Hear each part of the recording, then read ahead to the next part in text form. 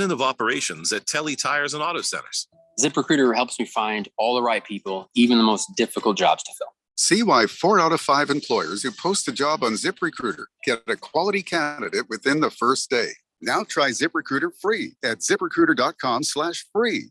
ZipRecruiter.com/FREE. Cashback is not available on gas in New Jersey and Wisconsin. John, what are you doing? Get in my car. Why are you walking to work? Thanks, man. It's these insanely high gas prices. They are draining my bank account. I can't afford to drive anymore. Dude, don't walk. Just do what I do because I never pay full price for gas anymore. I use the free Upside app that pays you cash back for every gallon of gas you buy. Wait, you're telling me you get paid cash when you buy gas with the Upside app? Yes, I get real cash back every time I buy gas. Does that actually add up to anything? I'll make around $200. Wow, that's serious extra cash. I'm downloading the free Upside app now. Download the free Upside app now to earn real cash back every time you buy gas. Use promo code SMART for an extra 25 cents a gallon bonus on your first tank. That's promo code SMART. You can cash out anytime right to your bank account, to PayPal, or an e-gift card for Amazon and other brands. Just download the free Upside app and use promo code SMART for a 25 cents a gallon bonus on your first tank. That's code SMART.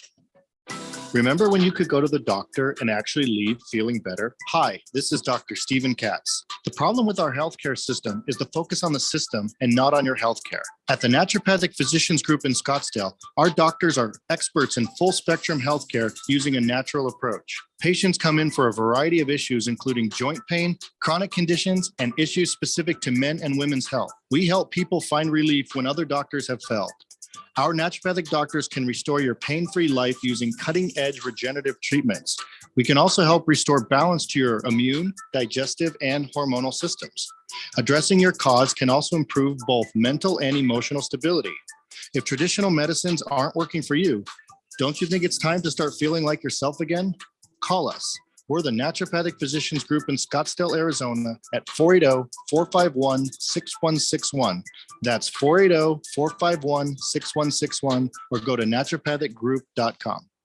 Hi, Jada Cantor here, Desert Wholesale Diamond. I'm Diamond Dave's daughter. For over 31 years, my dad has been importing directly from overseas and building beautiful rings for clients, all at wholesale prices. How can he do what no one else can? He grew up in my grandpa's 22-store chain, starting part-time at age 13. And when he sold to the big chains, my dad started his own company in 1990. No one else with the fourth-generation connections, in-house importing, and design opens their office to individuals but him. He loves offering expertise to you so you can get a true wholesale deal and propose with the ring you never imagined possible. It's amazingly rewarding, and so many of his clients become friends. If you had a friend that could offer you a true wholesale deal on a diamond, wouldn't you call him?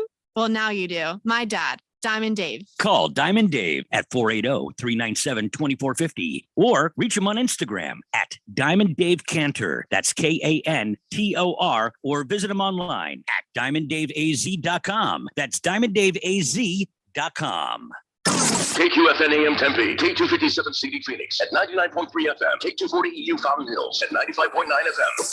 Mornings are better with Wake Up Call with Tony and Ron. Weekday mornings on 1580 and 99.3, The Fanatic. All right, people, settle down because it's time. What? Showtime. When does it start? Right now. 3, 2, 1. Let's get on with the show. Let's do it.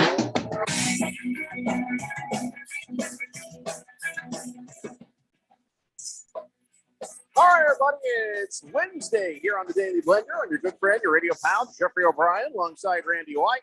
Got Keon Rose in the control room, and you guys are on the Fanatic text line, 888-368-1580, broadcasting live in the Harmon Solar Studios in Scottsdale on what many non-mortals call the deadest damn sports day of the year.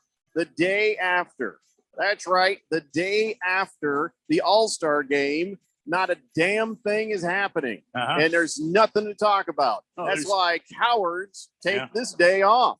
Some cowards, they won't say who, Jeff Blumen in Palm Springs, takes the entire week off out of fear, just absolute fear. I mean, if a guy is afraid of a duck that lands in his pool, calls the cops to get the duck out, well, I'm pretty sure he can't handle this kind of week. So anyway, we're here, and we're not afeared. That of the deadest damn debt. Yes, it did. Oh, it's a true story. He called the sheriff to come get the duck out of his pool. That's right. Yeah, and they looked at him the same way you're looking at me. Same way, same list. Oh God. Okay. It's pity more than anything, really. Well, they're kind of pity, but also just kind of disgust and just. In his defense, it is a wild duck. Well, which is great under an orange sauce. Yeah, I mean, you and I would have that thing in the smoker in no time. Yeah. But anyways, we're here. Many others are taking a vacation week because they're scared. We ain't scared. And in fact, there are sports today. I mean, it's the WNBA, but there's sports. Short, yeah, kind of. You know, watch a lot of WNBA today here, Keon? Yeah, I'm going to check out what's on. I mean, I don't know. I watched some yesterday. I'll watch some schedule. Summer League. Here's what's happening. Right now, the Dallas Wings and the Minnesota Lynx are playing. But later, you got Seattle Storm and Atlanta Dream. And like you said, at about 7 p.m., you have the Las Vegas Aces and the Los Angeles Sparks.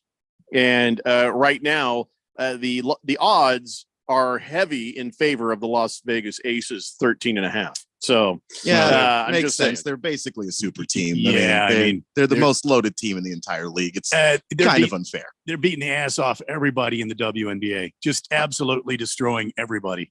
I'm going to ask a question. Don't get mad. Are you allowed to bet on women's sports? Why? Yes, you are. Yes, you are. They are sports. Those are adults playing.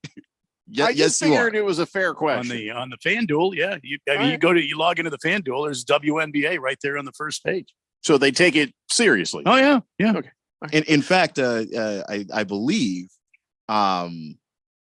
just a lot of people like to bet it because the lines are not as well known. So sometimes people will overbet and all of that. So you can kind of go against the spread a little bit more easily in a sport that's not quite as popular. I like how you say overbet as if someone's not really drunk if they're betting on women's sports. I don't think that you have to be. Like if you enjoy, not have to be. No, if you enjoy if you enjoy watching it, then I don't see why betting on it would be that far of a thing to go. I like watching it. I just there's a degenerate gambler looking at the schedule today going, you think so?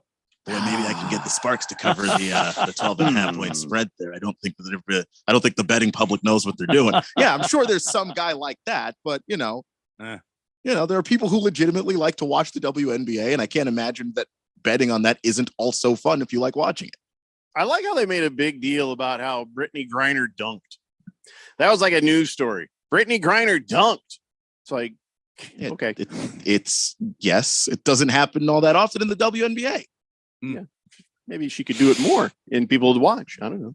888-368-1580. Heavy Metal Maniac says, we're also less than 48 hours away from the next Diamondbacks game. Have a nice shot of whiskey and a baseball will be back before you know it. And the Diamondbacks, by the way, look good in those all-star games there. Not all of them did. Well, anyway, Corbin Carroll went 0 for 2 at the, you know what? Nobody was taking this thing that serious. It's just, they're all hanging out, not caring. So it's not like the end of the world that Corbin Carroll didn't go up there and knock one out. Did anybody really care about this game? Really? I mean, as a fan of the Arizona Diamondbacks, I took this game very seriously, thinking if Corbin Carroll or Geraldo Perdomo or God forbid Zach Gallen get injured, I'm going to have Manfred's marbles on a plate, and I'm going to present them today on the Daily Blender. Yeah, especially since it doesn't matter. Now, if there was some reason that this could matter like it used to, then maybe you could accept it. But I am pretty sure that Jordan Romano, who left in the 7th inning, I guess he had some tightness in his lower back. If he ends up missing games, I'm sure that's going to be the kind of thing that's going to be on the wrong side of somebody's mood. I mean, look, you're going into the second half of the season. The Blue Jays can ill afford to lose their stopper. This was their guy, and now he's got tightness in his back. Now, I know it was precautionary, pulling him out of an exhibition game in the middle of the season because we just have to stop baseball and play an exhibition game. Am I coming through loud and clear? Is this on? Does everyone hear me? This should not be played in the middle of the damn season. Okay. It's an exhibition game. It means nothing. Yeah. No, absolutely right. You're absolutely right. Heavy Metal Maniac says, yeah, Zach Gallen might have only pitched one inning, but he looked darn good, though. He struck out Ohtani. I will say he made Ohtani look very bad. Listen, he's been doing that all year, though. I mean, he's been doing that to DNL, and now Ohtani understands that the milkman is for real. Sorry, the what? The milkman. Is that his nickname? That's his nickname, the milkman. I would like to find a cooler nickname for Zach Gallen, but that's what we've got. Always delivers. Yeah, that's. It's not 1967, but it's Zach just Gallen, run with it. Yeah. the milkman. Might be your dad. What? 888-368-1580. Mr. Wilbur says, can we just move the calendar up 2 weeks? Forget the next 2 weeks coming here and just get training camp started? I don't believe we're allowed to do that, Wilbur, but it was a good idea. Well, it's 10 days from today. It's 10 days. For Cardinals, some of the teams, they're in 6 days. They'll be in training camp. The rookies report on the 18th for a lot of teams. Blissful Hayes says, have you heard of the breaking news about the excellent sport of cricket? No, there is none, Blissful Hayes. Shut up. Big George says, hello, gentlemen. Happy. I'm not reading it. I'm not reading it anymore. He says, you're allowed to bet on women's sports, Jeffrey. There are people too. Boomer Sooner says, I heard a guy say he bets on WNBA games, and he makes a killing at it. Go figure. Charlie Boy says, hi guys. I know it's been a while since I've texted in. Jeffrey, you can bet on women's sports. That's for sure. Nothing wrong with that. Randy, pour me a nice root beer, please. And thank you, Mr. White. Hey, Charlie Boy. Hope you've been well, pal. Big George says, Randy, I love you, man. But Thank you. Uh-oh. You are completely off base. The Major League Baseball All-Star Game is played at the right time and is the best All-Star game in all of sports. Players take it seriously. They actually do try. Unlike the WNBA All-Star Game and NFL Pro Bowl, it's a great game and it should not be moved. Well, I will say this. If you saw last night, especially the first inning, when Garrett Cole was on the hill and he gave up those two long balls and a Rosarina and Rizarona and the other guy, Rice-A-Roni. Rosarina. Yeah. And the other guy in right field, those two long balls where they went up on the fence and they ran into the fence to make those grabs. I will say that this game was a hell of a lot more entertaining than that joke of an all-star game the NBA puts on. Well, yeah. No defense. Everybody in the NBA is obviously trying so badly not to get hurt. And also, it's let's throw it off the backboard and throw down a dunk. It's basically a glorified dunk contest in the middle of a what could be a game, but really we only get that in the fourth quarter. Yeah. Do I need to turn down again? Am I hurting you? Oh, okay. No. So you go down to the controls there. Why do you gotta talk about crap like this on air? I didn't even say anything. I don't know. I just I was hearing some garbledness and I was checking my thing. It turned out to be on my end. So I just keep my mouth shut and just trying to be professional over here. Yeah. Just trying to help. Boomer Sooner says, Jeffrey, you would have cracked up. The host down the dial couldn't remember the call-in phone number. Hilarious. I don't think I'd crack up at somebody else's incompetence, but I wouldn't be surprised if it was coming from the other end of the dial. I don't know what you want from me here. Heavy Metal Maniac says the idea of a tournament during the basketball season is such a bad idea. I get it, try to make more money, but give me a break. We don't need players getting hurt mid-season. It's the same thing, Randy. You got a tournament going on. I'm sorry, Ken. You got a tournament going on, and then you have an all-star weekend going on. What else? What do you got to have? A first half tournament, second half tournament, all-star game, and then we've got to have like a week off because it's I don't know, October.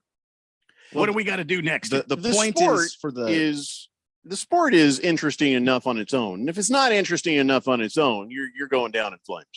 Yeah, I just think Adam Silver is a well-traveled guy, and he sees the way that things happen in Europe. Really, and he wants to try. Yeah, I've never seen him with anything close to a tan. Well, I didn't say. How is he well-traveled? Just because never you travel during the day. Just because you travel the world doesn't mean you go outside. You go to another country and you go to their hotel and stay inside. No countries with a sun, I guess. Yeah, Europe. He did Europe. He's trying to steal a European model of a thing. So I'm assuming, he went to London. See him and they're like, Nosferatu. wait, like, he went to London with all the other pale people and was like, oh, cool, I like this here. That's perfectly natural, I think. But he's just trying to bring elements of international sports to the NBA. My argument is the NBA doesn't need it. I don't think that the tournament, though, is going to. Who asked him? Yeah, I mean, no one asked him. He's the commissioner. Exactly. He did not need to be asked, I guess. Well, and not to mention the Suns are now going to be involved in this mid-season quote unquote tournament. Everyone will be, Ugh. at least in the first quote unquote round of it, because that'll be group play, and they're going to try and make the games that you play in the season count towards this, and any games you play in the tournament are going to count towards your record. So I'm trying to figure out how they're calculating that, honestly, and what games you take away or all of that stuff. But they're not going to be meaningless games in terms of they'll still count as regular season wins and losses. Hate it. I just hate it. Sorry, just do. Did enjoy, though, the Mariners fans booing the hell out of the Astros. That never gets old. It never gets old. Even though there's nobody left on the Astros that was part of the cheating, the fact that Mariners fans hate the Astros, already hate them anyway, because they're big rivals, but they hate them so much that they would just boo the crap out of the Astros when they showed up. I think there are still players from that 2017 championship team. On the All-Star team? Yeah. There's Which one? Kyle Tucker, Jordan Alvarez, Framber Valdez? I believe Alvarez was on that team. And Altuve is still on the Astros. He was on the 2017 team. What about the third baseman? What's his name? I can't think of his name right now. Springer? No, George Springer. Is Dusty Baker part of it? No, Dusty was the guy they hired after because he actually has integrity. See, they're just booing him because of the Astros. They don't give a damn if those guys were there or not. It's not him. Alex Bregman. He was. On Bregman was on the that team. The only people who came out for the Astros was Kyle Tucker, Jordan Alvarez, and Framber Valdez. That was it. Those were the three players, and then Dusty Baker came out. That was it. Those guys. Nobody from the original team. Well, Alvarez is from the team. He's from Jordan Alvarez was from 2017. Yes. Okay. Yes. Fair enough. Even if he wasn't, they still boo him. It's just out of principle. Good. How long should the Astros continue to be booed? This was 2017, right? Is when that happened? When did it happen? 2017. Yeah. So 6 years later. I hope they do it until for eternity. I hope they do that forever because they did it as an organization. Yeah, I'd say another 4 years. 10 years, I think would be enough. So 2027. After that season, maybe that's enough. So as long as that asshat is still the president of the team, you're not gonna boo. Oh, okay. I mean, I get if that's what you want to do. If that's the, that is what I will be doing. I'll go another 20 years. I don't even care. I don't even need a reason. I'm trying to be fair because all these new guys coming out there getting on the team, that's not their fault that the Astros cheated. It's not their fault of what happened before them, and they're just going to bear the weight. How long is that fair for? Here's the problem. The organization cheated. The organization didn't punish any of the players, and there was no real punishment handed to the organization. Okay, your general manager all of Major League Baseball was fired, and your pitching, or your bench coach and your head coach were both fired. But other than that, what happened to this team? And they had like $1 million fine or something. And let's be honest, the general manager got fired later for incompetence, not for cheating. Losses. Yeah. So what happened to this? As far as I'm concerned, until I go to the grave, there will always be that bad taste for the Houston Astros. Sure. Unless another owner buys the team, that'll be the only thing that'll change for me. My thing is, if nobody is still there that was a part of it, then maybe it's time to stop. There are still a couple of players. Fair enough. The president of operations still there. Fair enough. I'm with you, Randy. We can wait till that guy. But eventually, you're going to have to just sort of move on. There's plenty of teams the Yankees hate. There's, other teams, Yankees, you can just really despise the Yankees. And I'm just saying, hate the Yankees. That never goes out of style. They all deserve it. Yeah. But I don't know about the Astros forever. Yeah. I don't know about forever. Heavy Metal Maniacs, though, he agrees. Boo the team. Fair enough. Fair enough. Big George says, I play an at-home daily blender game where I take a shot at Jack Daniels every time Randy sighs on air. I'm already at 4 sighs today. No, four. Am I 4 sighs in on the show already, guys? I'm sorry. Looks like I'll be drunk by the end of the hour. Can I get 4 shots, Randy? I don't think he's going to participate in your team. I don't quite know how to take this. Yeah, I wouldn't serve him. That seems random. We reserve the right to refuse service. I mean, I don't think he's meaning it in a bad way. I don't know. Like if something is genuinely depressing and it makes you sigh, or something that you feel very strongly about useless all-star games in the middle of seasons, for instance, and that makes you sigh. I don't think they're saying that's a bad thing. I channel my sighing into anger, so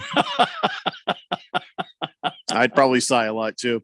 By the way, now Drunky Drunk Manfred Man and the Pussycats, whatever the band, Earth Band, sure. So Rob Manfred says, so as soon as the A's get settled where they're going, and we figure out what's going on with the Rays, and that dispute is settled, as soon as the dust settles, expansion talks are coming. He said that with his mouth. What time of day was it when he said that? Oh, that's a good point. It was before the game. Oh. So he might have been before the All-Star game. So he's not blackout drunk at that point, but he's got a good buzz. Yeah, well, it's happy hour drunk at that. Right. Yeah. So can baseball use some expansion? Does it need to? I don't know that it needs to. Right now, it's kind of nice and neat. There's 4 teams in every division. In each division, 3 in the American League, 3 in the National League. If you expand by 1, where are you going to put these teams? And it's going to make it kind of weird in one of these divisions within each. You can't have expansion of 2 National League teams, for example. One's going to have to be American League. One's going to have to be National League. Kind of like when Tampa Bay and Arizona became MLB cities. There was some talk that Arizona was going to be an American League team. Tampa Bay was going to be National League. And at the last minute there, Selig decided, Arizona's going to stay as a National League team. Jerry Colangelo had been working very hard to make sure we were a National League city. And Tampa Bay ended up being an American League team. Same thing's going to happen here. You're going to have expansion. You got one team's going to have to be American. One's going to have to be National League. Right. Because you have to balance that out. And where do you put them? But if it's all 4s everywhere, where do you put them? Now you got a 5-team division or something? Exactly. Where do you put them? I don't think baseball needs expansion. I don't think they need it. I don't think so either, but there are a lot of great cities that I think would be great baseball cities. I got the OCD and I'm like, you will need 8 new teams. What? Because you got to have another division with 4 and they got to have another division with 4. There's going to be 5 divisions and I can't take it. Do you think they do that for me? No, I don't think so. But probably 1 each. That's all it. right. So there's going to be 1 lopsided division each. God, which I don't know if Major League Baseball has done it, but the NBA has had completely lopsided conferences multiple times. But guys, with the with the kind of restructure of the schedule, they might be pushing towards not having divisions once they do this expansion. Now you're talking, you're just going to blow the whole thing up. Just everybody plays everybody in the. I don't mind that. Yeah, I don't mind that for a lot of sports, to be honest. I know that we've talked about it quite a bit in the NBA where because there was so much domination in the past by, say, the West at one point and the East at one point. And you're just like, well, instead of, having garbage teams coming into a playoff and then into a final situation, let's just get rid of the divisions. Let's get rid of everything and just have them, fight it out so you get the actual best team. Well, I actually mind that sort of change. I still have an American League, National League. I know we're up against a break, but they won't. I don't know that they'll have East, Central, West in both leagues. They might blow that structure all up. Yeah, I don't mind that because then that will alleviate my OCD. That's the only reason. That's all. As long as you have the equal number of teams, both sides, whatever, I'm fine. All right, let's take a break. When we come back, we got a little more baseball to talk about. Got some NBA to talk about. Definitely got some NFL to talk about. And don't forget, we're still doing our Christmas in July with Kasai contest. I'll explain to you exactly how that works when we come back, and I'll let you know what yesterday's reindeer name was, plus who won. It's the Daily Blender here on 1580, The Fanatic. This is Brent Musburger's action update on 1580 and 99.3 The Fanatic. Juice Reel, the betting intelligence tool that's making better bettors. Open the App Store and get your hands on Juice Reel. Start betting smarter. Juice, R-E-E-L. Juice Reel. Now, here are the latest lines from my guys in the desert. NFL training camp set to open later on this month around the country. In the AFC, the Kansas City Chiefs, the defending Super Bowl champions, are plus 350 to win the AFC and head to Super Bowl 58 in Las Vegas. The Buffalo Bills are plus 450, Cincinnati plus 500. The Baltimore Ravens and the New York Jets are both plus 1,000. Over in the NFC, the Philadelphia Eagles, last year's Super Bowl participant, plus 330 to win the NFC. San Francisco plus 400. The Dallas Cowboys plus 600. The Detroit Lions plus 900. I'm Tony Desiri with your VSiN Action Update on 1580 and 99.3 The Fanatic. Do you struggle with occasional nerve aches in your hands or feet? Try Nervive Nerve Relief from the world's #1 nerve care company. Nervive tablets contain alpha-lipoic acid to relieve nerve aches, weakness, and discomfort, plus B-complex vitamins to support healthy nerve function as you age. Live life with less nerve discomfort with Nervive Nerve Relief. Learn more at nervivehealth.com. And try Nervive Pain Relieving Cream to block nerve pain signals at the source. Use as directed. Cashback is not available on gas in New Jersey and Wisconsin. Susan, it's so great to finally be able to get together again. Oh, it sure is. And I really appreciate you picking up the bill. I'm happy to. I've got the extra cash. Since we've all been driving so much more again, I've been using Upside, the free app that pays you cash back for every gallon of gas you buy. Wait a minute. Are you saying you actually get paid cash when you buy gas with the Upside app? Yes, I get real cash back just for buying the gas I was going to buy anyway. But is it a hassle to use? No, it's super fast and easy, and I can cash out whenever I want. That's a total no-brainer. I'm downloading the free Upside app now. Download the free Upside app now to earn real cash back every time you buy gas. Use promo code HEAT for an extra 25 cents a gallon bonus on your first tank. That's promo code HEAT. You can cash out anytime right to your bank account, to PayPal, or an e-gift card for Amazon and other brands. Just download the free Upside app and use promo code HEAT for a 25 cents a gallon bonus on your first tank. That's code HEAT. If you're hiring, it can feel like trying to find a needle in a haystack. You can hope the right person comes along, or you can just use ZipRecruiter. Like Marco, president of operations at Telly Tires and Auto Centers. ZipRecruiter helps me find all the right people, even the most difficult jobs to fill. See why 4 out of 5 employers who post a job on ZipRecruiter get a quality candidate within the first day. Now try ZipRecruiter free at ZipRecruiter.com/free. ZipRecruiter.com/FREE. Seems like everything is going electric these days. Electric cars, electric trucks. But what you save on gas, you pay for with that electric bill. With all these things being plugged into your house, wouldn't it be nice to save up to 85% on your monthly electric bill? Well, you can do that with 0 down and no payments for 12 months. Call Harmon Solar. Harmon Solar is a family-owned, woman-owned local company that uses top-of-the-line equipment. Call Harmon Solar, 800-281-3189. That's 800-281-3189. Or go to harmonsolar.com. This isn't a game of touch in the backyard. I tore his ass up. This isn't tossing around the ball with your friends. And it sure as hell isn't flag football. This is the NFL. Hard-hitting, pad-smacking, body-busting football. We've got all the primetime games in one place. On your home for the NFL, 1580 and 99.3, The Fanatic.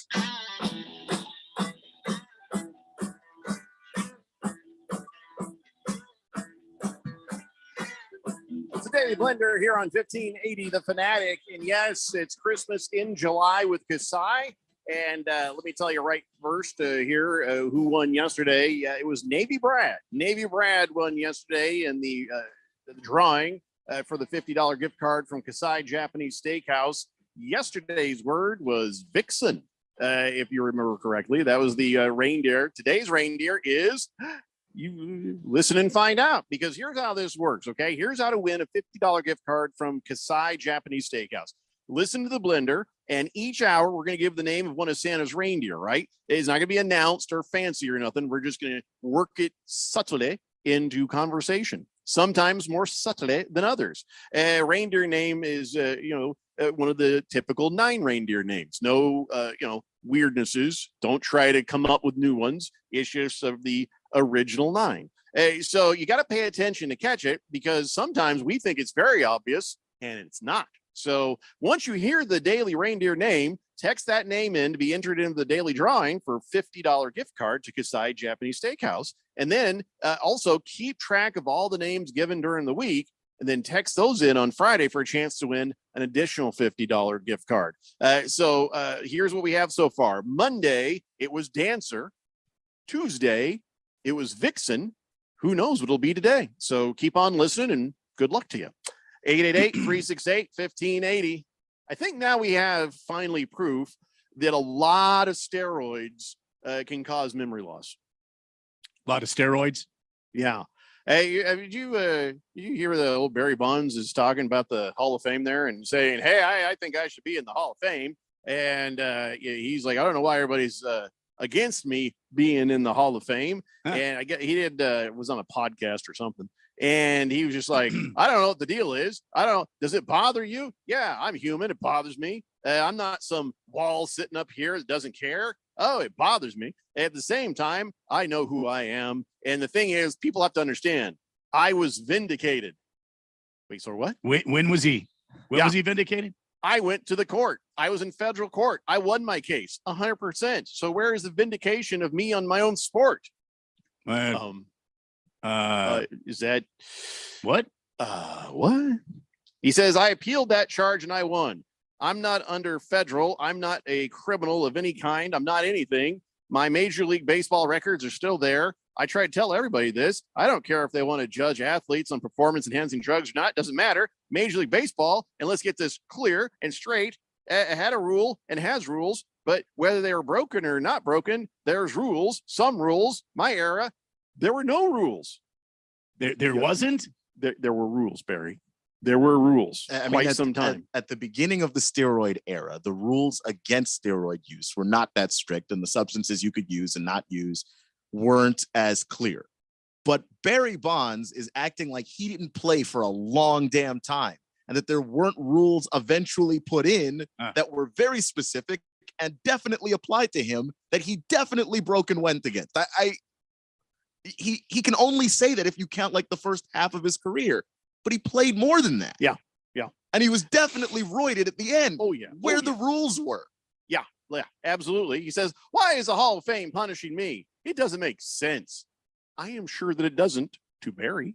So Barry went on to say he believes he's going to make it through to Cooperstown. He knows it's going to happen. He just hopes it happens while his mother is still alive. I like how he's bringing her into this, trying to make everybody feel guilty. He says, it's not over. Every 3 years it comes up. There's a possibility, and I belong with my teammates 100%. He says that a lot, 100%. So Barry, let's just assume that your massive amount of steroid use has contributed to faulty memory things in your noggin. You do not belong in the Hall of Fame. You absolutely did cheat. There absolutely were rules. And that's kind of the end of that. Don't think there needs to be any more to that. And you wonder, Barry, why don't people understand this? We do understand this. We have a full recollection of what happened, when it happened, and the actual legal history of what you went through in the entire process. So, sorry. And also Barry being found not guilty is not the same thing as being innocent and winning your case, in his words, 100%. That they're not the same thing. There's just not enough evidence to prove you guilty in court, which to be fair, when he was being investigated for his connection to Balco and the substances that they were giving out, they were at that time ahead of the drug testers. It was not possible for them to really test for, I believe the cream in the clear was the drug of the time. They weren't able to test for it at the time. But when he was, interviewed about it in court, there were charges that maybe he was perjuring himself. There's a lot of dishonesty going on here in his defense of himself, which Hey, I suppose Barry. shouldn't be surprising. Don't be a liar if you're not smart enough to keep track of all your lives. Barry was a hell of an athlete even without the performance-enhancing drugs, but clearly not good at keeping track of all his own lives because there were many. And like Keon says, he got tripped up in the easiest of situations sometimes. Just his conversation about, I don't know why the Hall of Fame won't let me in. That'll show you right here, he's not thinking clearly. Because he should know as a ball player, the Hall of Fame has nothing to do with this. It's the Baseball Writers of America. It's the Baseball Writers Association of America, the BBWA. Those are the cats you need to be crying to, not the Hall of Fame. I wonder if he thinks that there's been enough people who have died off, and there's a bunch of younger guys up in there who don't know about what happened with him, where he can make this sort of emotional case for himself, and they're going to be like, yeah, let's vote him in. Like a bunch of 12-year-olds or something. Well, I don't know. I can't imagine that there will be. I'm sorry. I just can't imagine that there will be anybody that will ever say it's okay with me if Barry Bonds goes into the Hall of Fame. Well, the argument that he is using is the argument that a lot of younger writers make, which is that, there weren't rules and stuff like that. So, if it wasn't illegal at the time, was it really cheating? And look, Barry Bonds' career started in 1986. I believe that he played with the Pirates until around 92, 93. I believe he was clean that entire time. But somewhere in the Giants years, he started using steroids. And that was in the 2000s. And there were rules against steroid use in the 2000s, and he was using them. There's just not a question here. Like, there just isn't. So Mark McGwire is so dumb. That's the kind of guy I think probably. Why is Mark McGwire dumb? Well, he seems like the kind of guy who probably swallows his chew at least once a week. He doesn't chew. And you haven't heard a peep from that guy. So I'm wondering. I'm a little bit worried about Barry Bonds, and they both were jacked up on the roids at that time period. Everybody says it saved baseball. Did it? Well, I think the excitement around Mark McGwire and Sammy Sosa's home run race, a lot of people attribute with that single summer saving baseball. I don't necessarily believe that, but I think it was an extraordinary time to watch this thing go on. But everybody knew Mark McGwire was on the juice. The problem was Mark McGwire. If anybody, Mark McGwire should not be implicated in this thing because he had it out there in his locker. He wasn't trying to hide anything. And when he was told it was wrong, he got rid of it. He didn't use it anymore. If anybody gets to make the argument of there weren't rules yet, Mark McGwire gets to, because basically around 2000, 2001 is when they started putting in these more specific, more clear steroid rules. And that's around the end of his career. He stopped playing, around there. And that's all fine, but I need him to be a dumb guy because he broke our sign at Chase Field. Well, it was the Big Mac sign. Yeah. So he can go to hell. Yeah. This case at Barry Bonds, it was an obstruction of justice case. And I mean, if you do some research, you'll find out why, the Department of Justice opened this case against Barry Bonds. Because he was trying to stand in the way, and he was trying to intimidate people that knew he was trying to get evidence lost. Yeah. Barry Bonds was not found not guilty of doing steroids. He was found not guilty of obstruction, and that doesn't mean he's innocent of obstruction either. But the whole point of this is you did the roids, buddy. You did. And it was a giant scandal. And that's the end of that. And the thing is, like, he didn't get caught specifically with anything. And when they went through the Balco records, his name wasn't on any particular list, though, as Randy said, he was intimidating people. So there are a lot of people who believe that, that's the reason why his name wasn't on any list. And he was taking a drug that was borderline untestable. But if there's going to be any reason to have baseball writers vote people into the Hall of Fame, it is to the fact that you use your damn eyes and see what's going on. A guy later in his career, near the end of it, who was once built, in a slender way, in a more fluid way, that suddenly looks like a linebacker at the end of his career. I don't think that it's unfair for you as a baseball writer to use your eyes, use some common sense, and go, that guy was juicing, and I'm not letting him in. There is no natural reason that somebody's hat size goes up by 3.5. There's none. And his giant cranium, you can see pictures of it expanding. I would love to find out from an equipment manager, what was his hat size when he started? And then what was his hat size during the steroid years? What do you think? 3.5, 4? How much bigger was that hat size? Huge. His head looked enormous. I don't know what his hat size was. The problem is everybody knows. I mean, just, the eye test, it doesn't pass the eye test. And it's unfortunate. And I feel bad. I feel bad for Barry Bonds. I don't feel bad for him. And I feel bad that he's, he's happened to have this, whether he gets into the Hall of Fame or not, this will follow him. This will follow him the rest of his life. He's only a couple of years older than me. So, I mean, I hope he ain't going senile because he's just hoping for his legacy. But here's the part. They didn't make Mark McGwire. They didn't make Barry Bonds or any of these other roided out players give back money, did they? Hey, no. Take the money you got. All right. Didn't go your way. Just go on with your fade life. away. Here are the numbers, by the way, from the book about the Balco scandal and Barry Bonds. His jersey size went from 42 to 52. Jesus. His hat size went from 7 1/8 to 7 1/4, and his shoe size went from 10 1/2 to 13. Well, that wasn't much of an increase on the hat size, was it?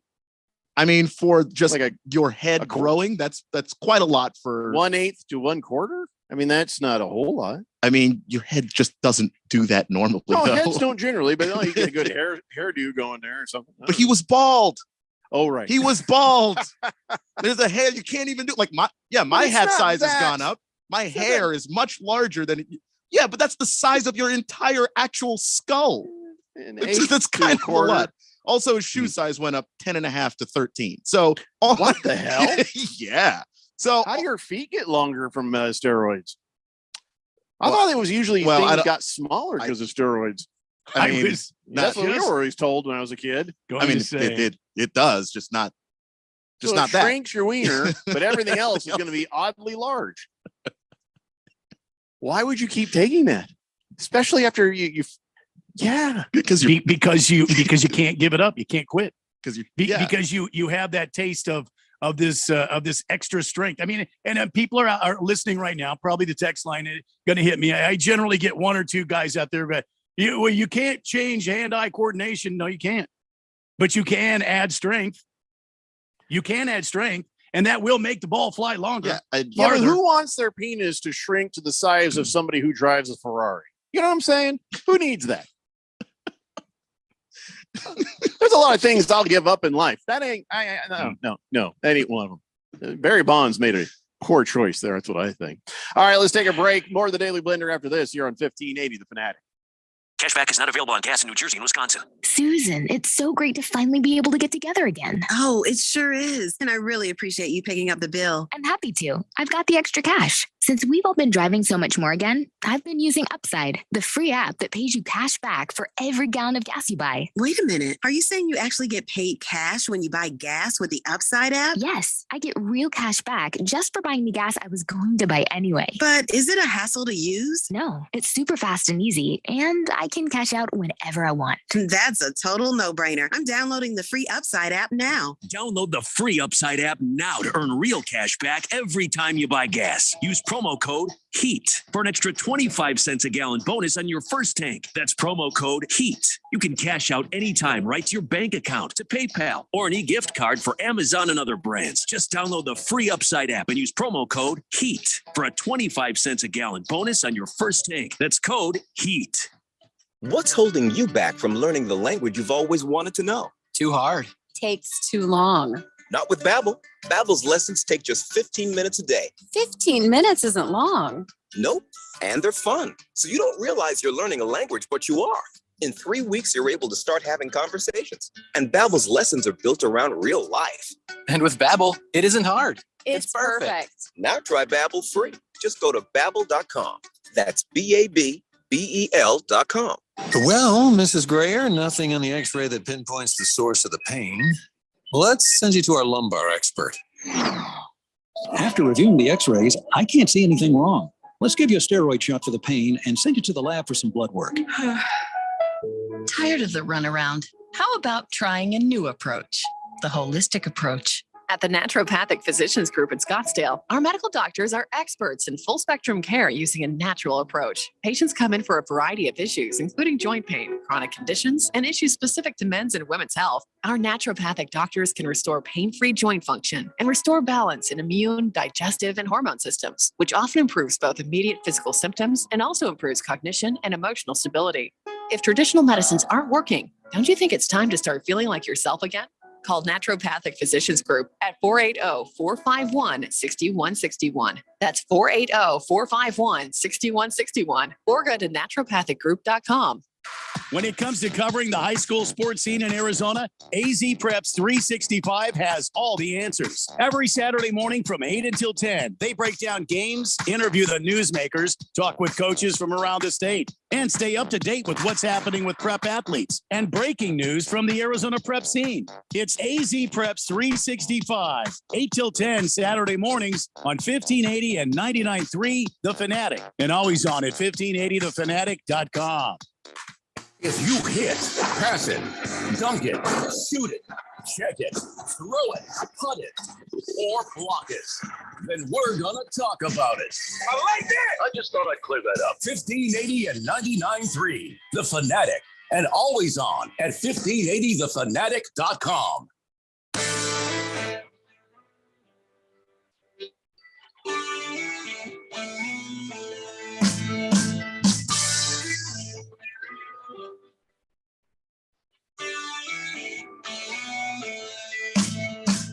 Daily Blender here on 1580 The Fanatic. King Kittens thinks that shrinks your wiener might be a new texter nickname.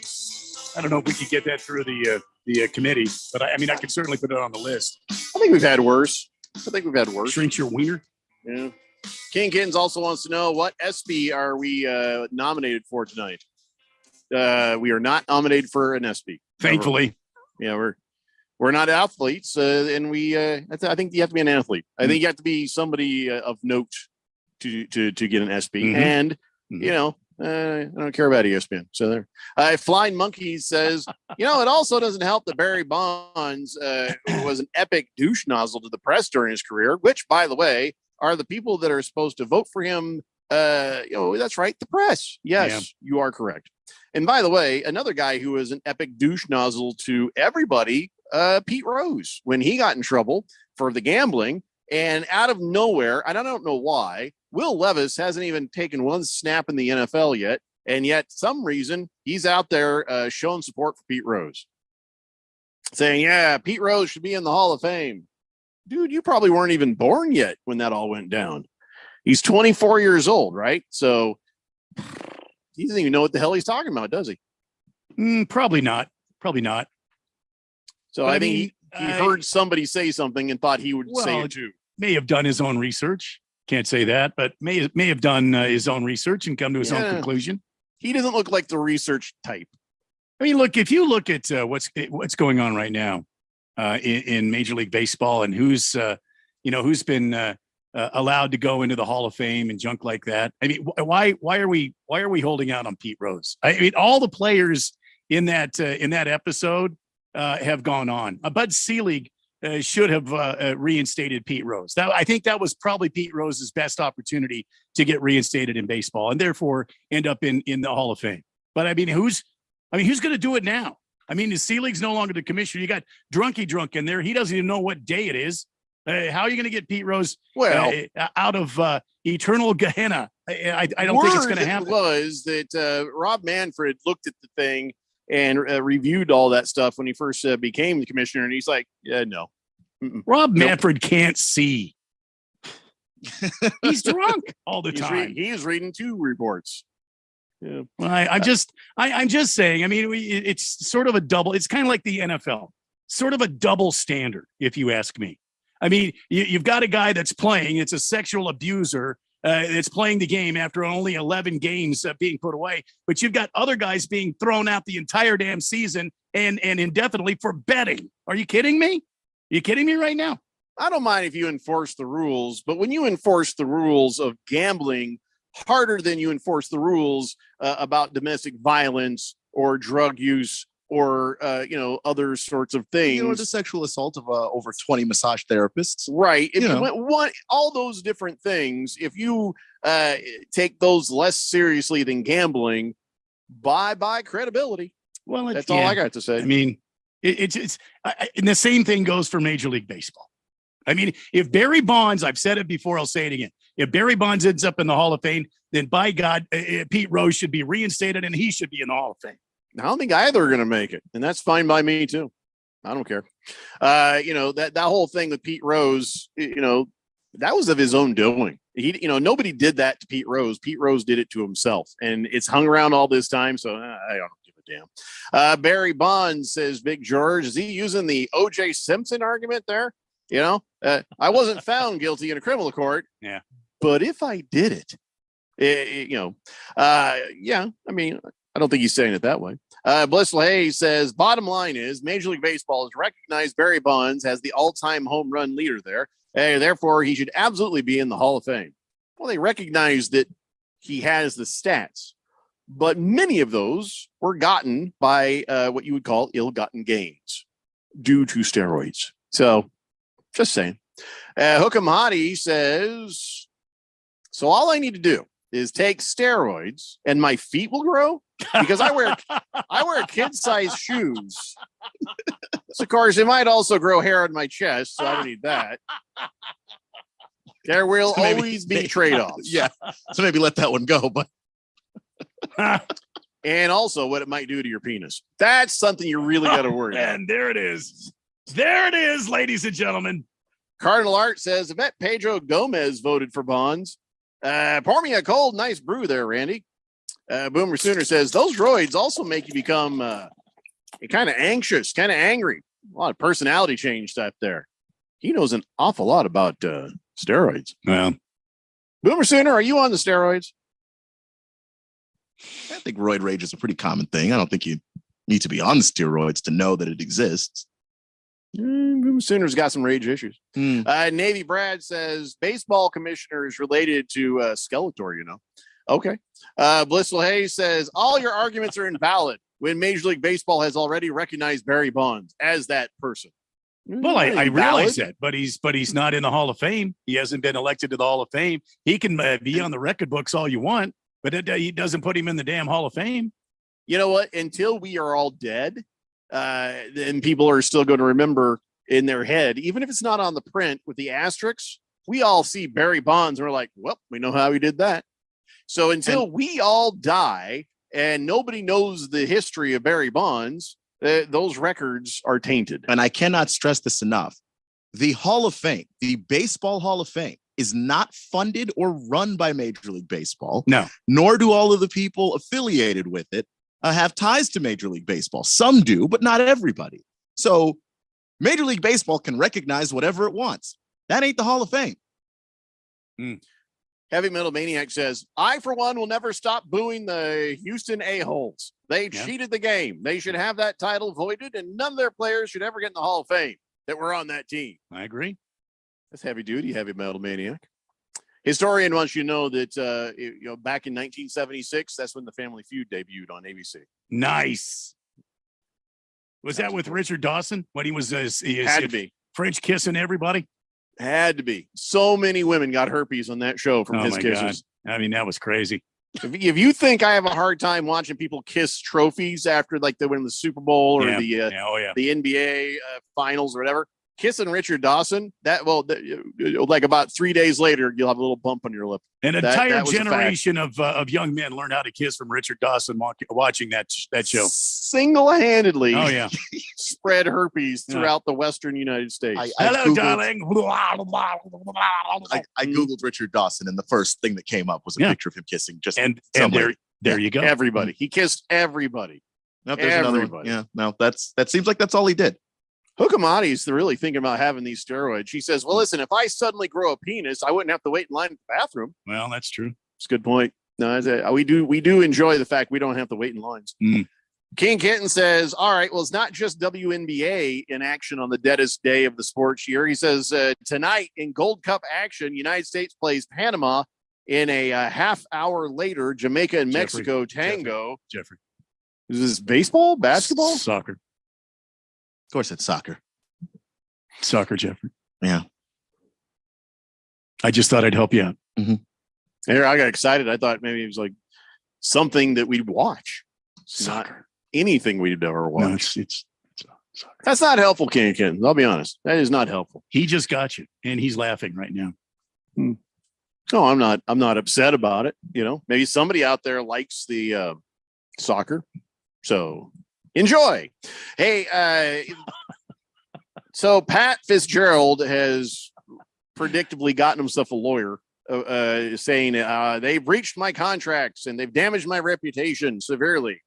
Really? You mean all the racist stuff that happens in that team? You know, where you put all the white guys on offense and everybody else gets to be on defense and all that sort of thing. That wasn't worth firing you for. Allowing all the hazing and the sexual abuse and assault to take place. That wasn't worth firing you for. I really want to know how Pat Fitzgerald is going to sit there and look you in the eye and say, you have damaged my reputation.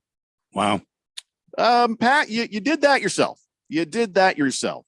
And you really want, to understand something. The Daily Northwestern, the student-led newspaper, they exposed you with something that has been absent from you and your program for years.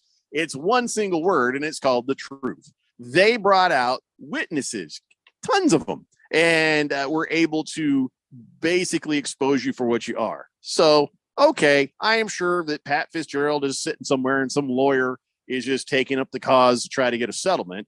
But it's just typical. Pat Fitzgerald lawyered up. He just wants the money. Yeah. It's just, that's the thing, is what the one thing that scares the bleep out of college football and basketball coaches is being fired with cause. Being fired with cause is the worst thing that can happen to you, because anything, like if you get fired in any other way, you get your nice golden parachute payouts. They have to pay you for the next 6 years to do nothing. You sit on a couch and you just collect a paycheck. He can't even do that right now. So he's just trying to get the money back. And so, yeah, he has to obviously make the case that none of this stuff is true and that he's actually innocent, even though there are witnesses left and right. There are people willing to talk both anonymously and with their names on the record.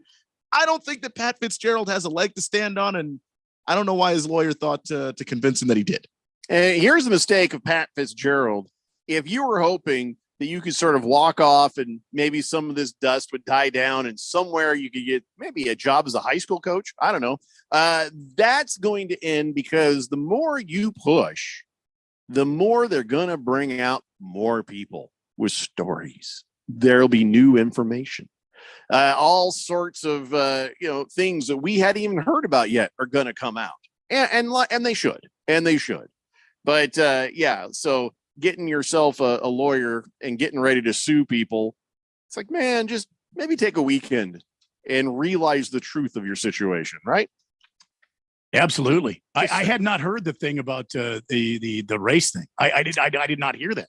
Yeah, there were some students that were saying things like, well, when you were in the system, even an African-American person would have to pretend like they're white, basically, they said, and then laugh at other people who are of color in certain situations with the team, and they said it was soul killing. It was it was a horrible situation for everybody. And there was one student that said that because he was wearing his hat a certain way, Pat Fitzgerald told him that he was bringing the ghetto to the campus. Wow. Just things that don't need to happen ever. Good riddance, Pat Fitzgerald. I thought Pat Fitzgerald had no idea about anything that was happening. Big George says, Pat Fitzgerald, may I recommend Ed Hockley? Don't help him. Don't help him. I don't think Ed will. Bruno Baller says, Richard Dawson played that English guy in Hogan's Heroes. Yeah, but nobody remembers that. It was just a tongue out attacking those young ladies on a Family Feud. I mean, I saw that both can be true. I remember him from Hogan's Heroes and, throat scraping ladies with his tongue. I remember that. All right, guys, that is 1 hour down and 2 to go. It's the Daily Blender here on 1580, The Fanatic. Hey, I'm Andy. If you don't know me, it's probably because I'm not famous. But I did start a men's grooming company called Harry's. The idea for Harry's came out of a frustrating experience I had buying razor blades. Most brands were overpriced, overdesigned, and out of touch. At Harry's, our approach is simple. Here's our secret. We make sharp, durable blades and sell them at honest prices for as low as $2 each. We care about quality so much that we do some crazy things, like buy a world-class German blade factory. Obsessing over every detail means we're confident in offering a 100% quality guarantee. Millions of guys have already made the switch to Harry's, so thank you if you're one of them. And if you're not, we hope you give us a try with this special offer. Get a Harry's starter set with a 5-blade razor, weighted handle, shave gel, and a travel cover, all for just $3 plus free shipping. Just go to harrys.com and enter code TRUST at checkout. That's harrys.com, code TRUST. Enjoy. At Lowe's, we're always bringing pros more ways to save. Right now, get up to 40% off select bathroom faucets and vanities. Plus, buy Southwire Romex Simple 12-gauge indoor wire at our everyday low price of $109. Head to your local Lowe's or visit us at Lowe's.com for more deals you can't beat. Because Lowe's knows savings, Lowe's knows pros. About 7/6 through 7/12 while supplies last. Selection varies by location. U.S. only. Hey y'all, my name is Tiara, and a little thing that I love about the Chick-fil-A spicy chicken biscuit is that it has the perfect amount of spice to jumpstart my day. Whoever thought of it, thank you so much. Hi, my name is Robert, and a little thing I love about Chick-fil-A spicy chicken biscuit is the biscuit. It reminds me of my grandma's homemade biscuit. It's always buttery and savory. Then you add the spices, instant classic. Order the spicy chicken biscuit on the Chick-fil-A app today. Real Chick-fil-A guests paid for their testimonials.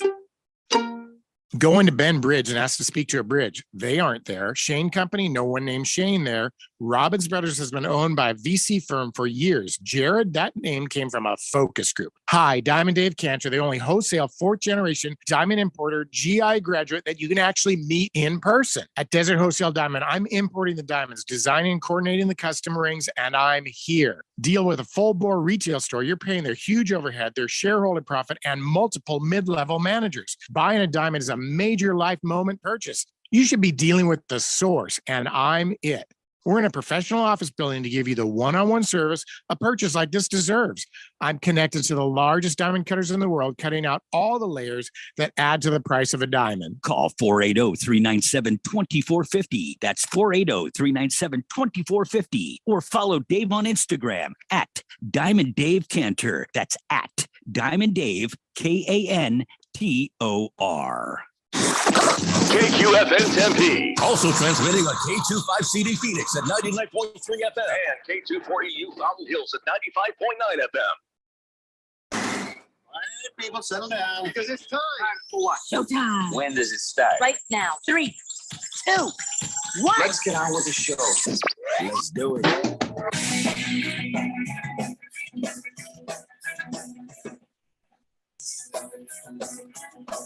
All right, everybody, it's 4 o'clock here on the Daily Blender, and your good friend, your radio pal, Jeffrey O'Brien, alongside Randy White. Got Keon Rose in the control room, and you guys are on the Fanatic text line, 888-368-1580, as we broadcast live in the Harmon Solar Studios in Scottsdale. And yes, we are continuing our Christmas in July with Kasai. contest. You can win yourself a $50 gift card from Kasai Japanese Steakhouse. Just listen to the show. That's all you gotta do. Listen to the show, kind of pay half attention. And when you hear a reindeer name, you text that in. And then at the end of the show, we're going to do a drawing. All the correct entries will be in a random number generator drawing. And if you win, you get yourself a $50 gift card to Kasai Japanese Steakhouse. So far, Eye Candy has won. Navy Brad has won. The reindeer names we used so far were Dancer and Vixen. I'm going to tell you what it is today. You got to hear it happen inside the show. So be paying attention and listen for that. Like I said, once you hear the name of that reindeer, text that thing in, and good luck. 888-368-1580. All anybody wants to talk about right now is Hogan's Heroes. I mean, we got sports stuff to talk about. Classic show. You know, that was a great show, and the untimely passing of Bob Crane. Yeah, he got murdered here in Scottsdale or something. Yeah, there was some nefarious behavior going on there. Oh yeah, easy. He turned out he was kind of a perv. Well, anyway, that was a good show. That Hogan's Heroes was a good show, I think. You know, I haven't watched it since I was a kid. No, it was. I think it was. I don't think there was anything to be cringing about. Does it stand up to the test of time? I think so. There was a diverse group of actors on the show. Mm-hmm. It was just a funny show. I don't recall ever seeing anything bad on it. Well, no, I mean it was about not every German soldier was a straight up Nazi. You know what I mean? No. So they kind of softened up with the guards and the Colonel Klink and Sergeant Schultz. You know, they were just regular guys who happened just to be in the German army. They weren't like sitting around being evil. There wasn't any of that going on. Colonel Klink. But that was a great show. I did enjoy that show. Big George says, Jeffrey, don't you kink shame Bob Crane. Guy, he's a perv. I'm not saying there's anything wrong with him being a perv. If he wants to be a perv, be a perv. But for that time period, he was exceptionally pervy. King Kenton says, Richard Dawson's best role, though, was as a game show host on the Schwarzenegger movie, The Running Man.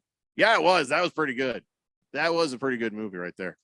Cardinal Art said, Mr. Furley from Three's Company, he was another smoocher on TV.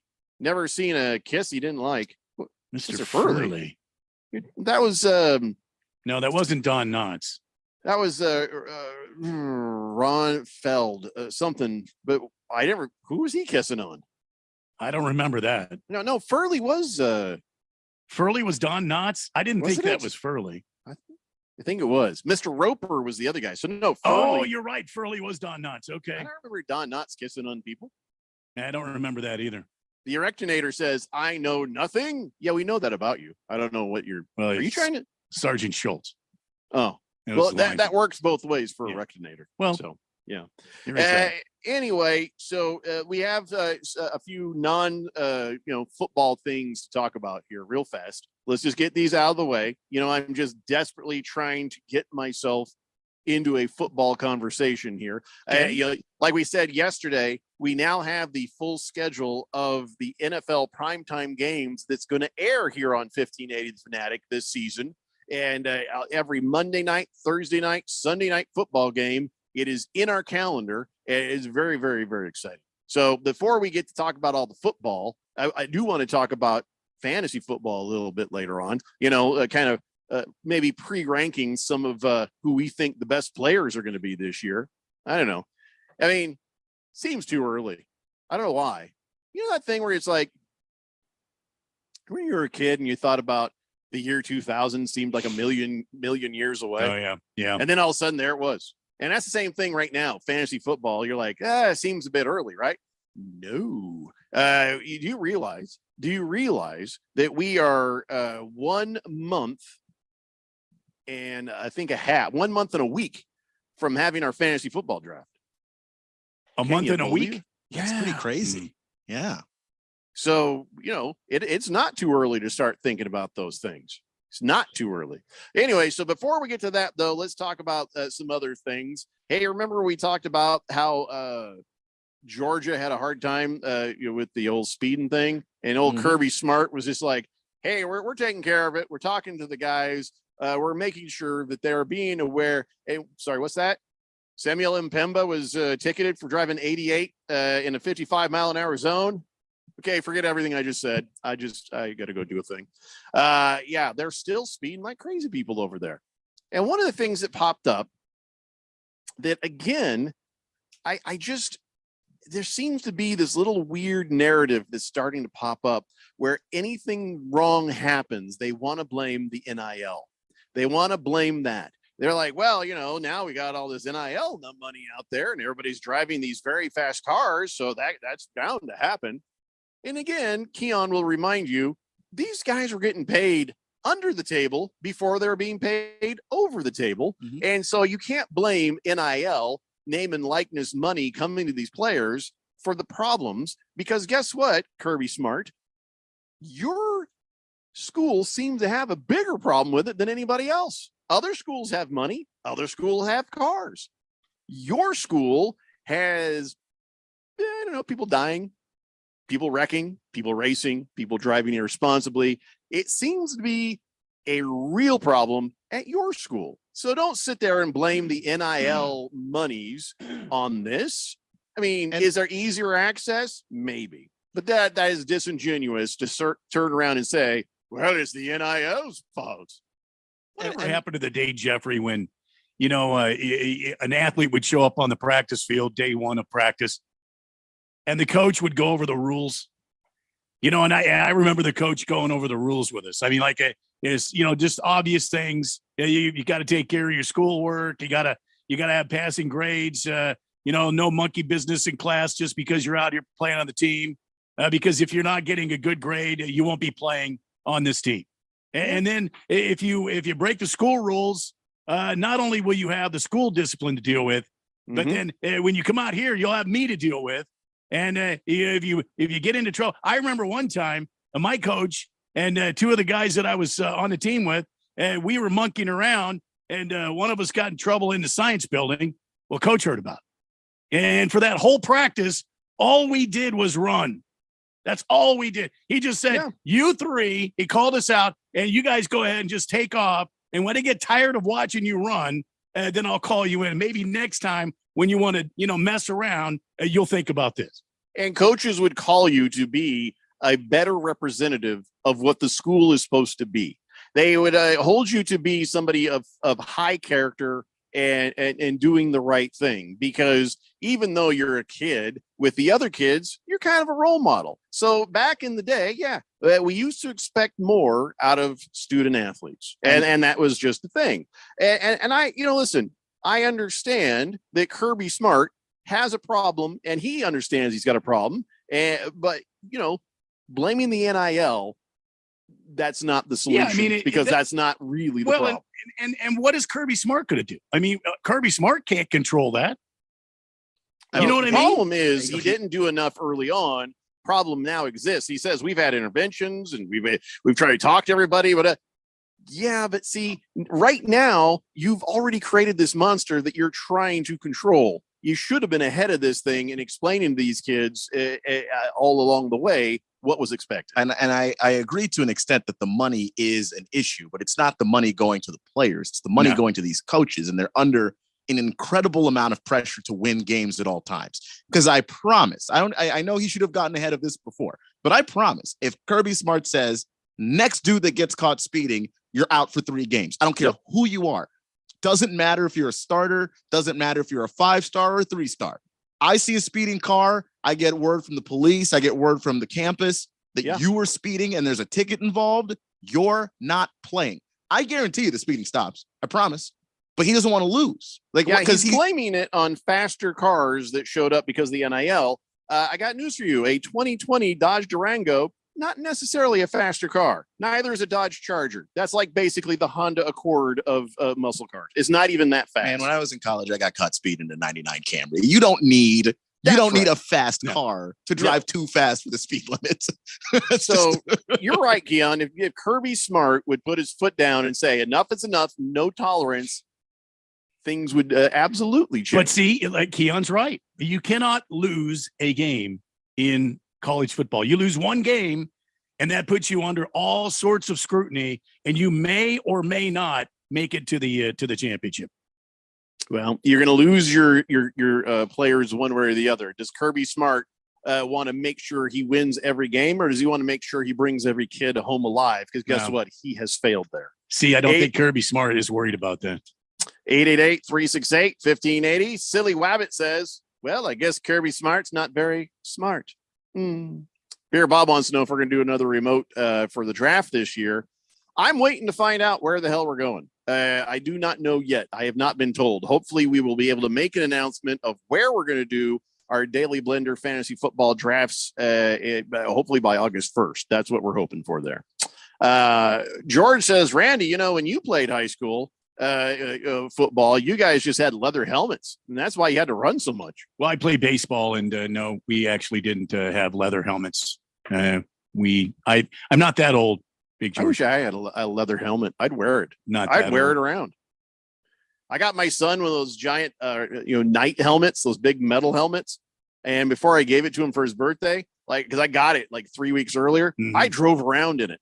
I pull up to a stoplight and I turn to look at somebody and they'd be like, "Oh, what the hell?" I was like, safety first. Look at this thing. It was very heavy on my head. Never guess what I saw today. Sir Gawain in the night was driving right beside me on the road. That's right. I wish I had that back. I had a lot of fun driving around with that thing on. All right. So here's another thing. The Wimbledon is that still going on?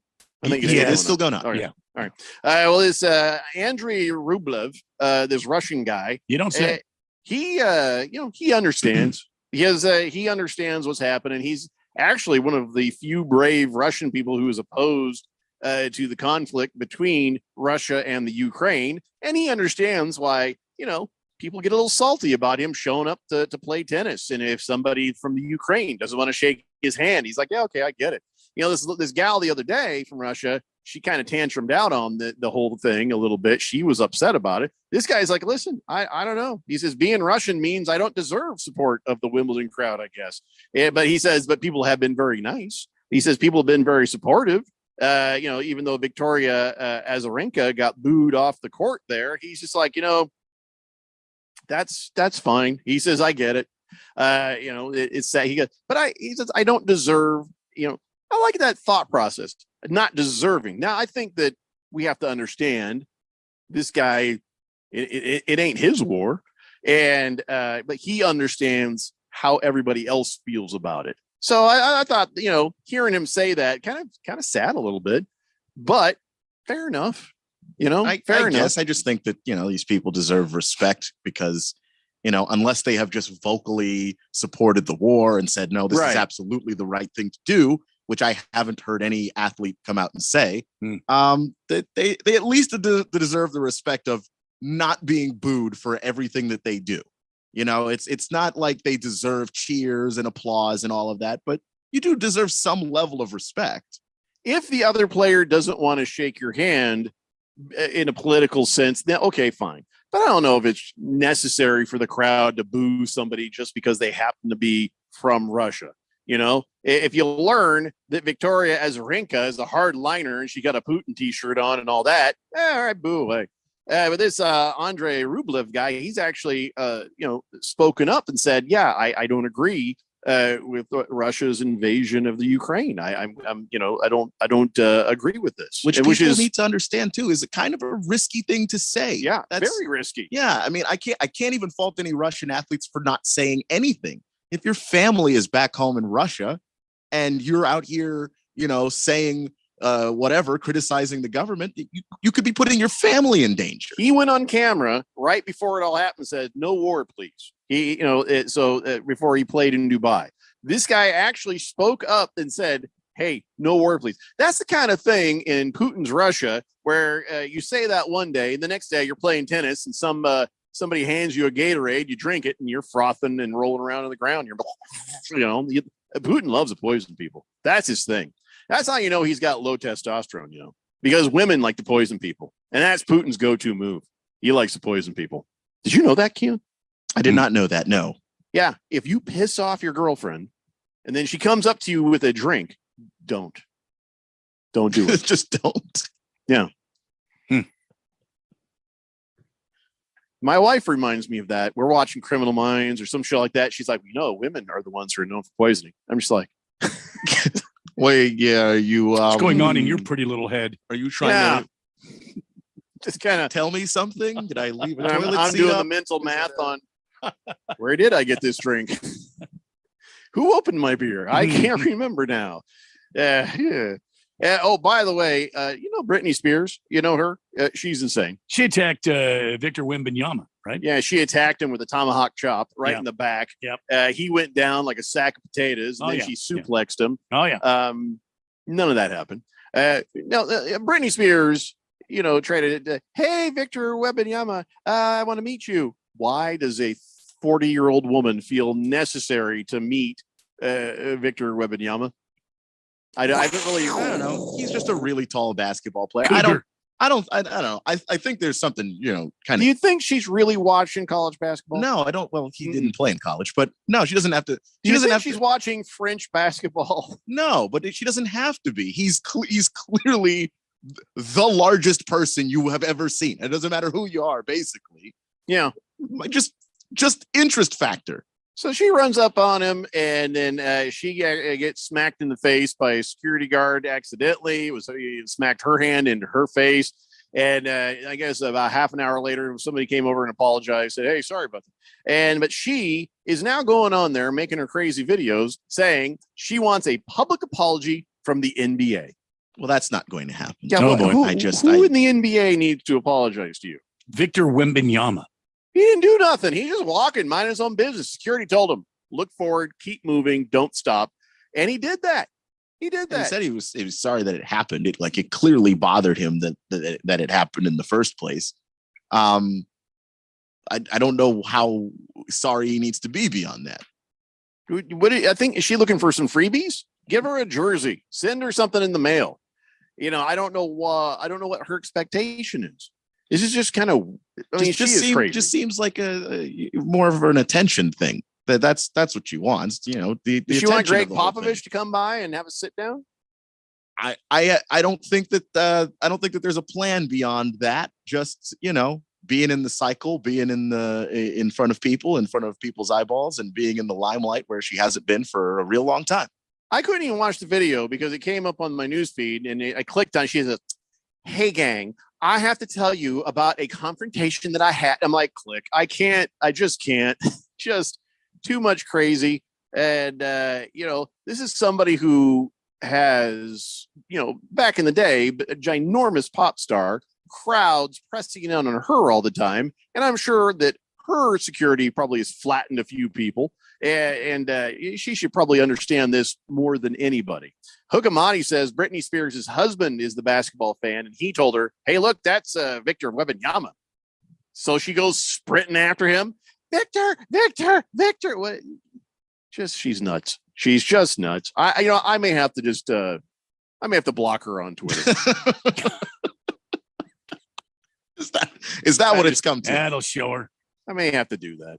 All right, we have to take a break. When we come back, a few more things, got some NBA stuff, and then we're going to talk football. It's the Daily Blender here on 1580, The Fanatic. You don't plan for a computer virus. You don't plan to lose files. You don't plan to knock your laptop off the counter. And you don't plan for your PC to crash or your screen to freeze. But Staples has a plan. A plan for unlimited virus protection. A plan for help when you need it 24/7. Staples Total Support Plans are your tech plans for the unplanned, starting as low as $199.99. And although you didn't plan for this, right now at Staples, you can also get $250 off select computers. N729 in-store only. See associate for details. When you run a business, you need to be in control. And while you can't control everything that happens in the world of business, you can definitely take control of your utility expenses with the help of Harmon Solar. Give them a call and see how your company can save up to 80% on that monthly electric bill with zero down and no payments for 12 months. Harmon Solar is a local family-owned company that uses top-of-the-line equipment. Call Harmon Solar, 800-281-3189. That's 800-281-3189. Or go to harmonsolar.com. What's holding you back from learning the language you've always wanted to know? Too hard. Takes too long. Not with Babbel. Babbel's lessons take just 15 minutes a day. 15 minutes isn't long. Nope. And they're fun. So you don't realize you're learning a language, but you are. In 3 weeks, you're able to start having conversations. And Babbel's lessons are built around real life. And with Babbel, it isn't hard. It's perfect. Now try Babbel free. Just go to Babbel.com. That's BABBEL.com. For the latest from the world of golf, tune in every Saturday morning from 6 to 8 for the Golf Shop Radio Show, presented by PlayGolfMyrtleBeach.com, the golf capital of the world.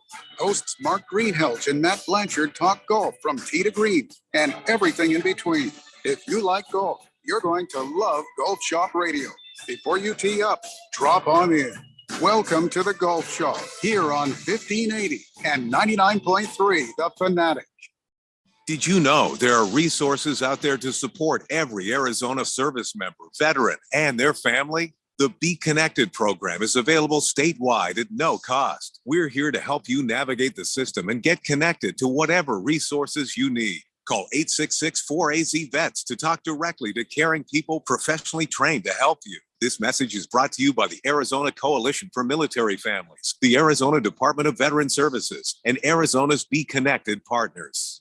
Summertime, and the Diamondbacks are heating up, competing for the top spot in the NL West. What moves are the Snakes going to make by the trade deadline? Can this team continue to battle as we head for the All-Star break? Can Corbin Carroll continue his torrid pace to be the Rookie of the Year? Stay up with all the Diamondbacks news, info, updates, and rumors. If it's local, we talk about it. 1580 and 99.3 The Fanatic, and always on at 1580thefanatic.com.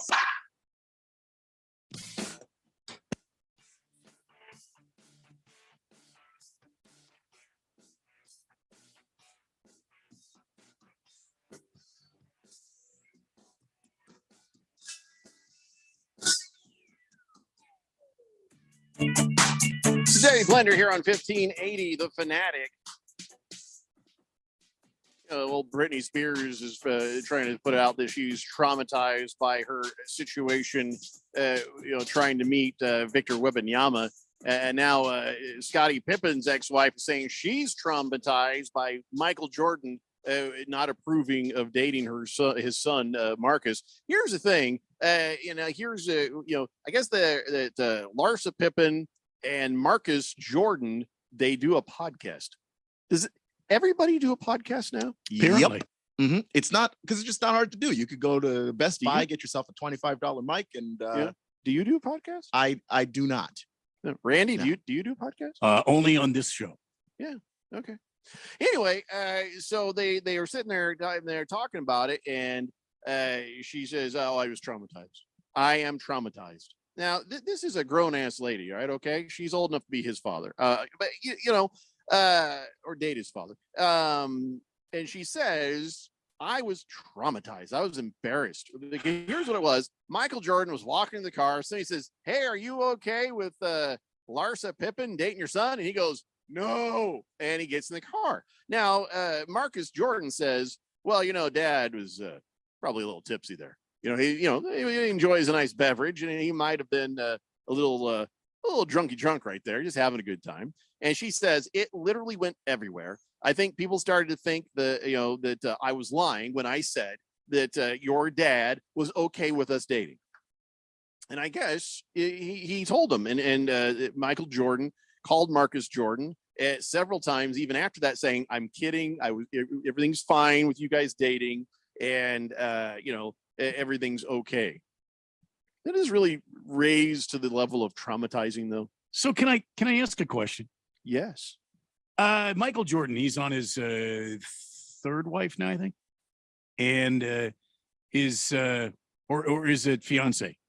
Well, I think his fiance is 22. He's 60. What? Really? Yeah. Yeah. It's probably more to do with it being Pippen's ex-wife, not that. Well, I mean, his son's girlfriend get is that. almost as old as he is. If I'm Michael's son, I'm laughing. I'm just laughing out loud. Well, that's what Larsa Pippen said. She turned to him and says, "You thought it was funny, but I didn't think it was funny." So Right. Marcus Pippen's even laughing. Marcus Jordan's laughing about it. If I'm his son and I'm dating this old bat, I'm sorry, what's her name? Pippen? Larsa Pippen. If she turns She's well to me, preserved, by the way. She and doesn't look that old. she makes a big deal out of this. I'm like, I'm gonna go ahead and stand up. Like, okay, I'm my own man. B, it shouldn't bother you because I make my own decisions. And C, let it go. Listen, Larsa, there's no way you're with Michael Jordan's son on accident. Or even out of love, if we're honest. You're trying to get back at your ex-husband, Scotty, by dating the son of his ex-pal / rival Well, I mean, / enemy now. That might be true, but if I'm Jordan's son, this is a hill I'm going to go ahead and die on. She's going to understand I'm my own man, and I give a rip what my dad says. I do what I want. Yeah. He's 32, right? He's not 18, right? He's 32. He's 32. She's 48. Yeah. If I'm not mistaken. And if dad's shagging a 22-year-old, I mean, really, does he have anything to say to me? And I think that he realized after he jokingly said no, he called his son and said, "Hey, listen, I was just kidding. I was just messing around. I was a little bit drunk and I was messing around. Yeah. You guys are fine. Don't worry about it." I just think that the first word she used was correct. She was embarrassed. Yeah. Traumatized? No. That is no. There's a reason. The word trauma is about things that are much more serious than what happened here. If I'm Jordan's son, this is a non-story for me. Especially because you got all that damn money. Well, not only that, but aside from that, this is a non-story for me. I mean, Larsa Pippen needs to get over it and get over it quickly. Well, I would imagine that Marcus Jordan is sitting there looking at Larsa, who's like, "I'm traumatized. You thought it was funny. I didn't think it's funny." And in his head, he's thinking, "Yeah, I think we've got reached the end here." Yeah, I was just going to say, this is why I'm not dating somebody my own age because of this attitude. And yet here you are. Yeah. There's the door. Mm-hmm. Enjoy.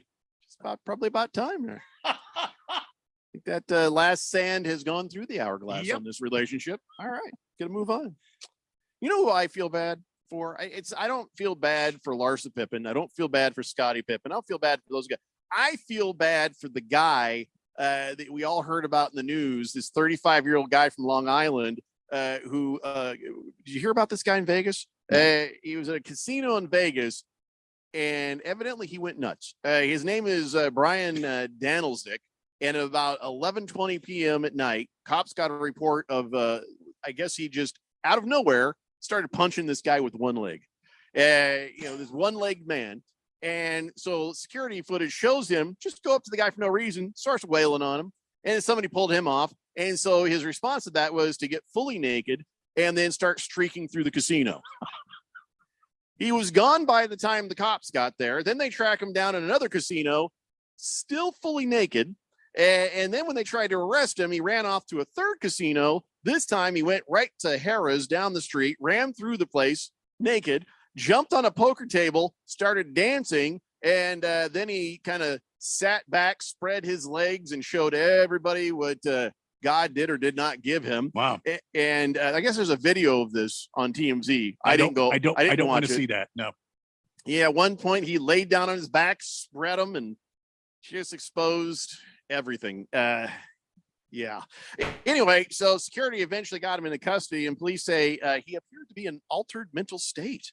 And so, drugs, alcohol, both. I mean, you don't know what to think there, but then later on, he's like, "I don't remember anything." I mean, you can Vegas hard, but now what they're saying, while he's facing charges for battery, disorderly conduct, and indecent exposure, that he was at a bachelor party and somebody put a little something in his drink. And that actually does make sense, because the more you learn about this guy, he's got a wife, and she's about to have a baby, and they just bought a house, and this guy is like a software guy. His friends roofied him. Not his friends.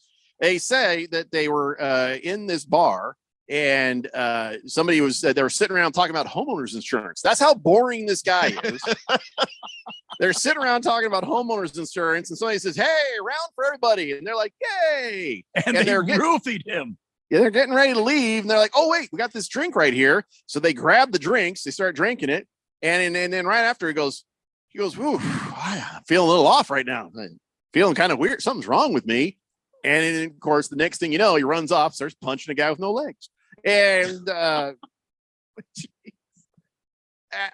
he got a degree from Villanova, and he's a computer programmer, and if you see his picture, he's just kind of like, does not look like the kind of guy that would do battery or disorderly conduct. So if somebody roofied this guy, I hope they let him off the hook, because that could happen to any one of us. That could just ruin his entire life. It really could. And also, man, just the thing about what happens in Vegas stays in Vegas. Not with that many cameras.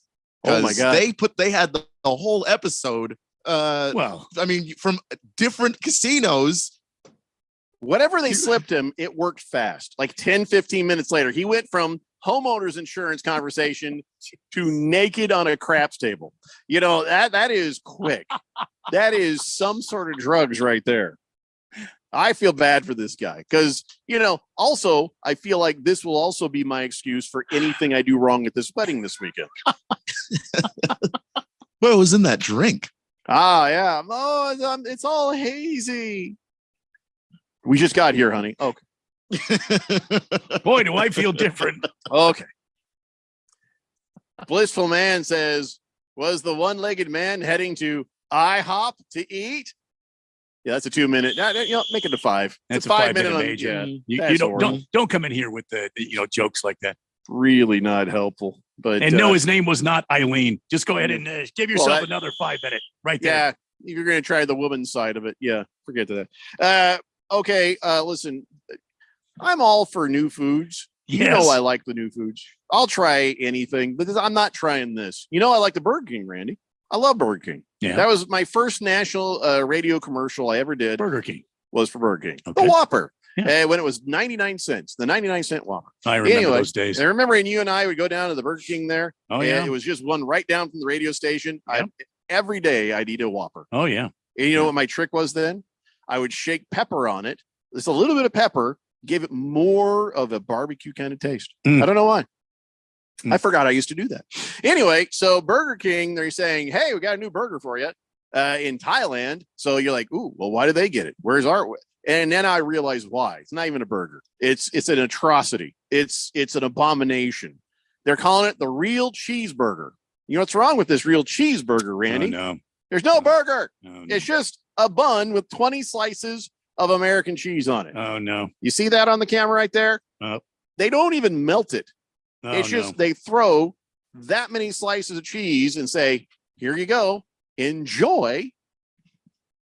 You're kidding me, right? What's the point of that? I mean, their ad, they have a photo in an ad that makes it look melted, but in real life, this guy went and bought it and it's just nothing. It's not even warm. It's $3 right now. They're going to charge $11 for it later on. They're actually going to make it a permanent menu item in Thailand. Is it because the Thai people don't have enough of a cholesterol problem? They Burger King trying to help out there? Is that what they're trying to do? I don't know. And how many, if you buy 20 slices of cheese at the store, it's going to be probably not as much as $11. No. You go buy your own. Why wouldn't you go to the Fry's or Kroger or whatever and get yourself some cheese? If you call it the real cheeseburger, American cheese is not technically. That's not real cheese. Yeah. So it's not even a cheeseburger in the sense that the cheese in the burger isn't actually cheese. Big George, he says, credit producer West for this Thai burger cheeseburger story. I don't credit him anything. He don't even work here anymore. Not in a producer sense. And this is it right here. I didn't get this from Wesley. I got this myself. Shut up, George. It has nothing to do with him. He's a icon on Twitter. But no, my wife told me about this. Baby Got Dak says, I guess men are going to have to start wearing the roofie nail polish too. Hell is she talking about? She's going to have to explain more what that is. I do not know what that is. It's nail polish. You dip it in the drink. If it changes colors, but you've been roofied. Is that what it is? Boy, you're spot on. I think that's what it is. I'm just guessing on that. That sounds like you're double ding for that one. You're spot on, Jeffco. All men should, cover up them drinks too, because I would rather go into a psychotic, nude streaking tirade. Yeah. then get roofied and wake up in a hotel room. It's like, dude, no. 888-368-1580. Anyway, let's talk some sports here. I just wanted to not warn everybody, but I just feel bad for that guy. I hope he's okay. You know what I mean? I hope that he doesn't like lose his job, or I hope he doesn't have to pay any fines. It's not his fault somebody did that to him. That's all I'm saying. Can you imagine? Yeah, I can imagine. And then luckily his dad and his wife, they are very supportive and say somebody slipped him something. He was 1 minute fine, the next minute he wasn't. So it's okay. Can you imagine trying to explain that to your wife if she, you know what I'm saying? I can't imagine that. No, that's a hard conversation to have because you can't even remember what the hell you did or what caused you to be that way. Because it doesn't sound like I get in trouble for stuff that happens in my wife's dreams that I do. How in the hell am I going to survive this? That's happened. Hey, Reaper. Reaper says, good afternoon, guys. Hope all is well with you. It's all very well. It's kind of weird when all of a sudden the Reaper shows up. He's talking a story about a man running a muck in Las Vegas. Mm-hmm. Ends up on a craps table with his legs spread eagle, and here comes the Reaper. Mm-hmm. Don't fear the Reaper, Andy. No, don't fear the Reaper. King Kitten says, can I please have a beer, Rando? I'm watching soccer in Spanish. Oh, boy. Are you in Spanish, or is the soccer in Spanish? You see what I'm saying? Yeah, I'm going to assume it's the soccer. You never know. Spanish. Are you using the SAP button on your television set? You should be able to hit that and understand the Spanish TV. Right? Right? I think that's fair. You should be able to hit that button and hear what they're saying on them shows. You're damn right. I agree with you. Fair is fair. I feel like I've been left out of a lot of television that's in Spanish because I can't hit a button. I agree. I'm the real victim here. Yeah, I think you are. The trauma is mine, Larsa Pippen. Hey, did you hear? They went ahead, the NBA Board of Governors, and they approved 2 rule changes that go into effect next season. Okay. Wait, does this mean this coming season as the next season? Correct. Yeah. Okay. When they say this season, we're close enough to this season. Well. Anyway, here's what they've said. You can have a second coach's challenge if the first one's successful. All right, that seems reasonable. And that whole flopping technical, that is happening. That is happening. Good.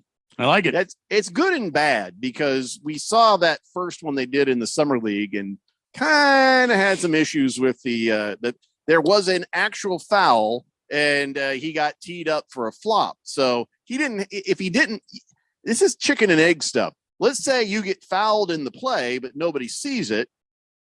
Well, then I guess the foul doesn't happen. But if you get legit fouled in the play and you flop back a little bit, just say, hey guys, I got hit. I don't mind a slight reaction to bring attention to something that did happen. It's when they go flying 12 feet across the room, when somebody has brushed by them. I don't know. I just felt like that wasn't handled very well. Or if you give a flopping technical, then you have to review the video.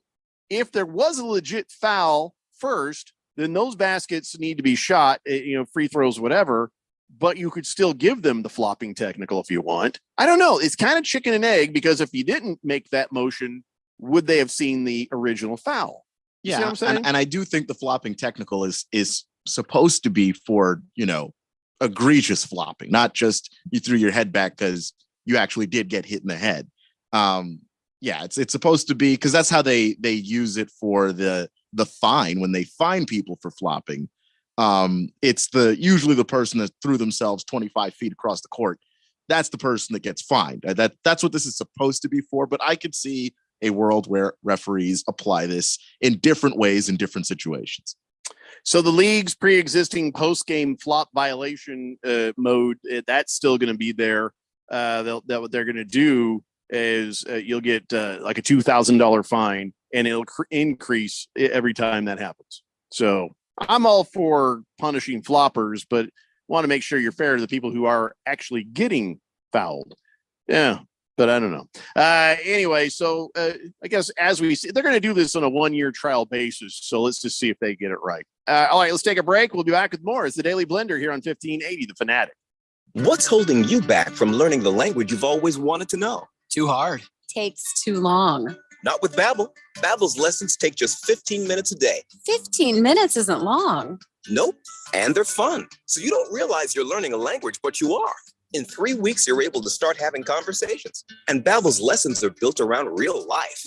And with Babbel, it isn't hard. It's perfect. Now try Babbel free. Just go to Babbel.com. That's BABBEL.com.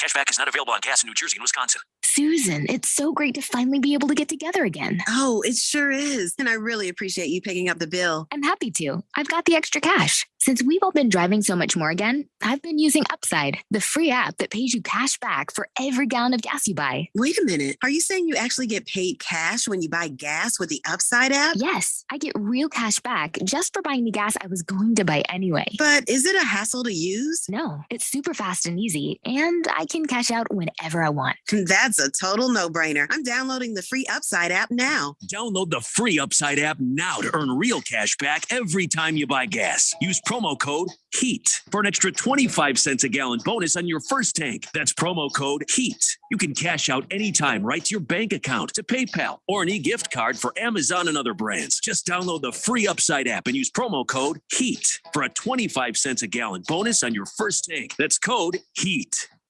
If you're hiring, it can feel like trying to find a needle in a haystack. You can hope the right person comes along, or you can just use ZipRecruiter. Like Marco, president of operations at Telly Tires and Auto Centers. ZipRecruiter helps me find all the right people, even the most difficult jobs to fill. See why 4 out of 5 employers who post a job on ZipRecruiter get a quality candidate within the first day.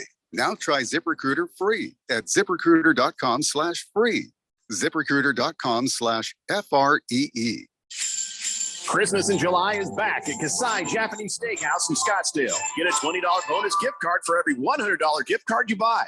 When it comes to Asian cuisine, no one does it better or more authentic than Kasai, where talented Teppan chefs create the food, the fire, and the fun of teppanyaki. Kasai Japanese Steakhouse. It isn't just dinner, it's dinnertainment. A memorable dining experience where delicious 7-course meals prepared right at your table with flair. It's a perfect choice for celebrations, date nights, or a night on the town. Choose from over 30 different items and combinations of teppanyaki, Asian fusion, and innovative sushi. Happy hour is always on fire and offered daily with specials on teppanyaki, sushi, and their signature cocktails. Now through July, for every $100 gift card you buy, get an extra $20 bonus card. Bonus cards cannot be used on the date of purchase. Go to KasaiScottsdale.com. That's KASAI Scottsdale.com or call 480-607-1114. That's 480-607-1114. 1580 The Fanatic and at 1580thefanatic.com. Your home for sports.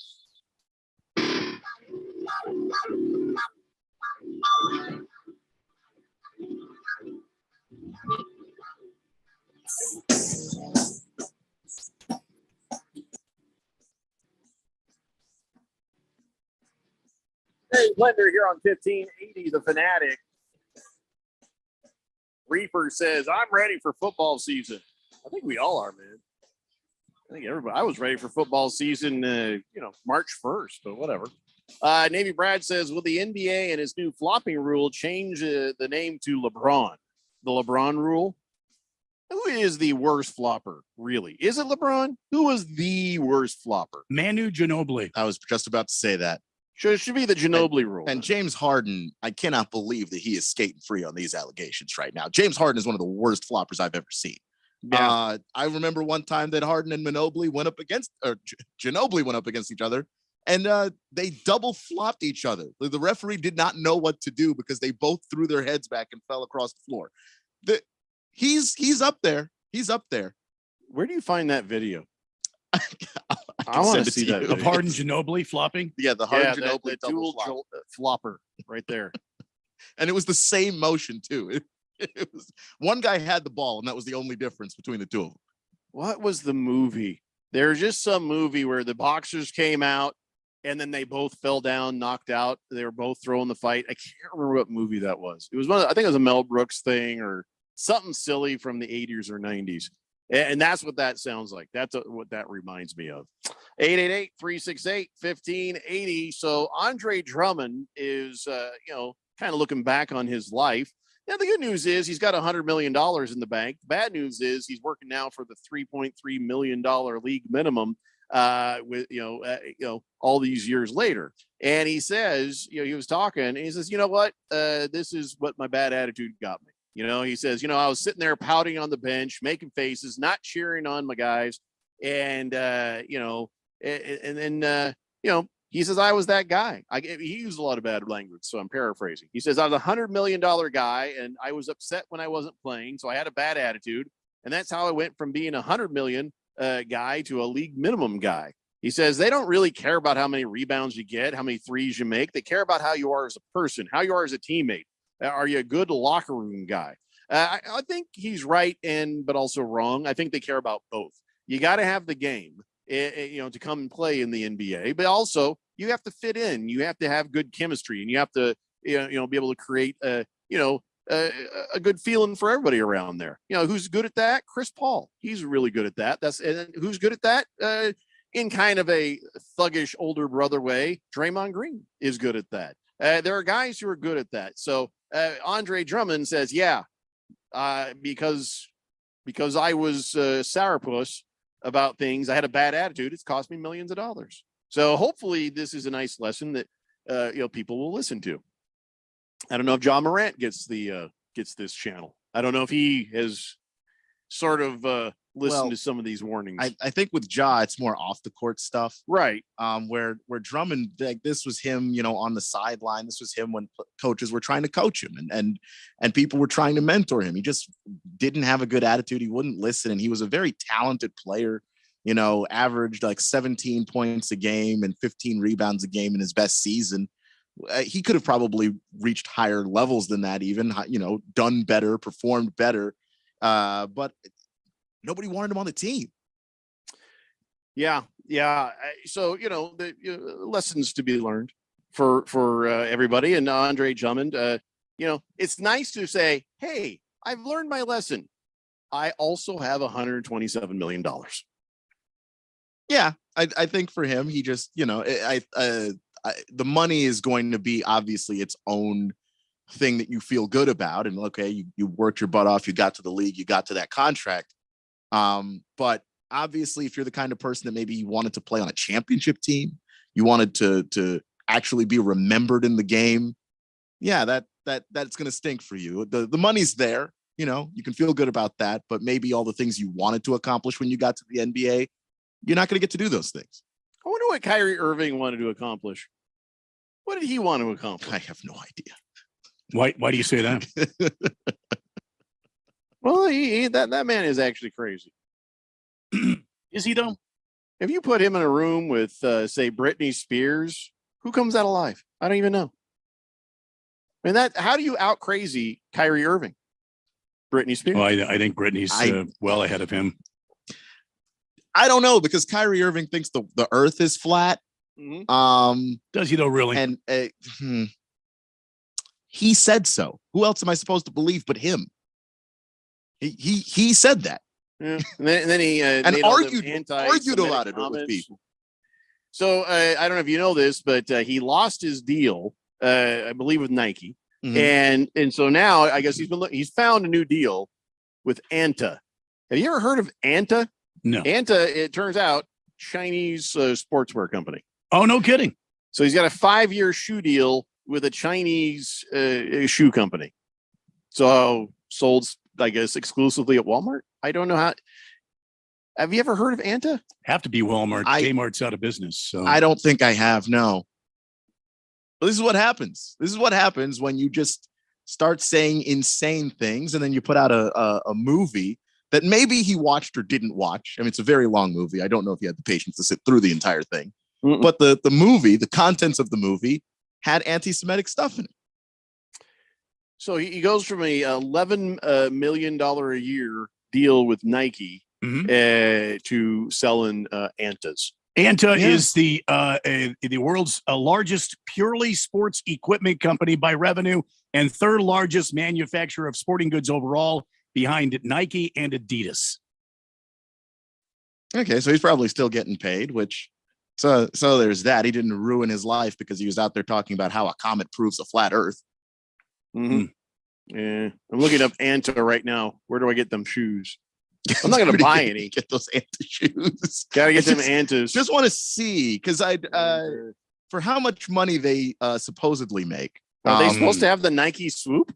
Anta.com, ANTA.com, Anta.com. They got Anta Sports. Let me go here. Well, they got the website. They got a Clay Thompson hoodie. So apparently Clay Thompson is an Anta guy. It's a Chinese company. They can do whatever they want. You know what I mean? But Clay Thompson is in the picture. I got it with the shoe. So is Kyrie right there. Their Anta Pounce 2 goes for $110. I had to switch it to English they're a Chinese company, but if you're going to be doing like legitimate business in the US, you cannot use Nike athletes in your promotions. I think I could buy shoes from this website and put my credit card number in without any worries. Yeah, I'm pretty sure you could. It's a Chinese site. What could go wrong? Well, your credit card could get COVID. Your credit card information gets stolen here just as easily as it does there. I don't know. That's a Chinese only problem. Yeah. I love that. I think Bank of America lost a bunch or had a bunch of people's information just taken last year. I just think that's pretty much a. It was no. Listen, the Chinese are definitely out to get us. So and shoes. I'm looking on a very trustworthy site now called Amazon. No, they don't sell them there. They don't have Antas. So I don't even know how you want your own store to sell the shoe, because if you sell through Amazon, Amazon's going to want to cut. Famous footwear. I don't know where to get the Antas. So basically, Kyrie Irving is just inked a deal to sell a shoe that would be his shoe at a place where you can't buy them anywhere. Well, you can go to antashop.com. Oh yeah. I can't read Chinese, and it keeps changing it back to Chinese. The one I found is I just Googled Anta. I did too. And the site I'm looking at is in English. Antashop.com is available as a domain for sale. What are you talking about? Antashop.shop. Oh, so you didn't say that, did you? No, I did not say that because I thought it was .com. I'm trying to see if I want any of these shoes. Antashop.shop. All right. I don't know why we're helping promote this. I don't know. Logo looks like a little comet there. Free delivery on orders over 99 pounds. Oh, there you go. Mm-hmm. 99 pounds of what, Jeffrey? It's in euros, I think. There. Was that what that? Oh, yeah, you're right. Yeah. It's a euro thing. So are you a sneakerhead at all, Keon? I have sneakers that I like, but no, I don't buy a bunch of them. I don't. Would you? Now I can see them. Would you buy these? Yeah, sure. Why are they're perfectly fine shoes. They look like. Why do they all look like curved at the bottom, like they were out in the rain and they shrank? Why is the bottom of the foot like this? Oh no, basketball shoes are like that. When did that happen? Lately, I don't know. last. That's a thing now. 6 or 7 years, I think. Yeah, because I have the last basketball shoe I bought was the Paul George 3s, and they're like that. They've got the little curve at the bottom. I don't want to curve. And that's a Nike shoe. How does that help me if I'm playing basketball? Because when you push off from your toes, it's a more explosive push than going flat-footed. Jeffrey, it's more boingy boingy. Oh, okay. Thank you. I don't. Why didn't you just say that? I didn't think to say that. I'm not the wordsmith that Randy White is. Boingy boingy. I don't need all these technical terms. Yeah, not everybody can speak the language like me. Exactly. If it had occurred to me, I would have said that. Anta at Tron running shoes look boingy boingy, but the Anta flows don't.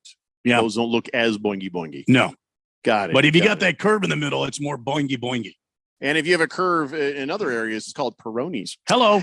888-368-1580. Cardinal Art says, yeah, the cheapest Anta shoe is $32.99. From what I know, Amazon does sell them, Jeff Go, mainly women's. Pour me a cold one, Randy, please. Sure. Random Texture says, you can buy Antas at the dollar store. You can? Hook'em Hottie says, we'll be long till Kyrie's playing in China anyway. True. Rectinator says, hey, maybe that guy was trying to find the hopper's leg. Excuse me?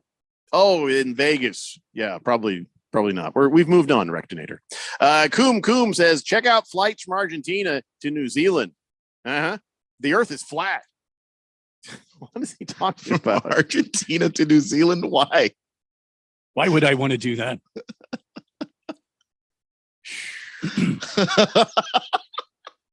Big George says, as Brittany said to Victor Wembanyama, that's America for you.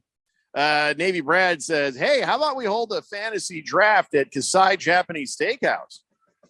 Well, I think we would overrun the place, and I don't think they would appreciate it. That's a nice place. It's a nice place to go for entertainment. It's a nice place to go for a good time. Not sure that's the place for a fantasy draft. It's very fancy, and we're not that, especially when we're drafting football teams. I don't know if you were there last Plus, year. They got like fire there, and anywhere the fourth dimension goes and there's fire, we have to have fire stations on standby. Very bad mix. Bear Bob says, so what's the over-under on games before LeBron James gets his first flopping foul? 1. Or should it just be minutes over-under in a game? 12. You're right, Beer Bob, minutes. That's what it should be. All right, we must take break.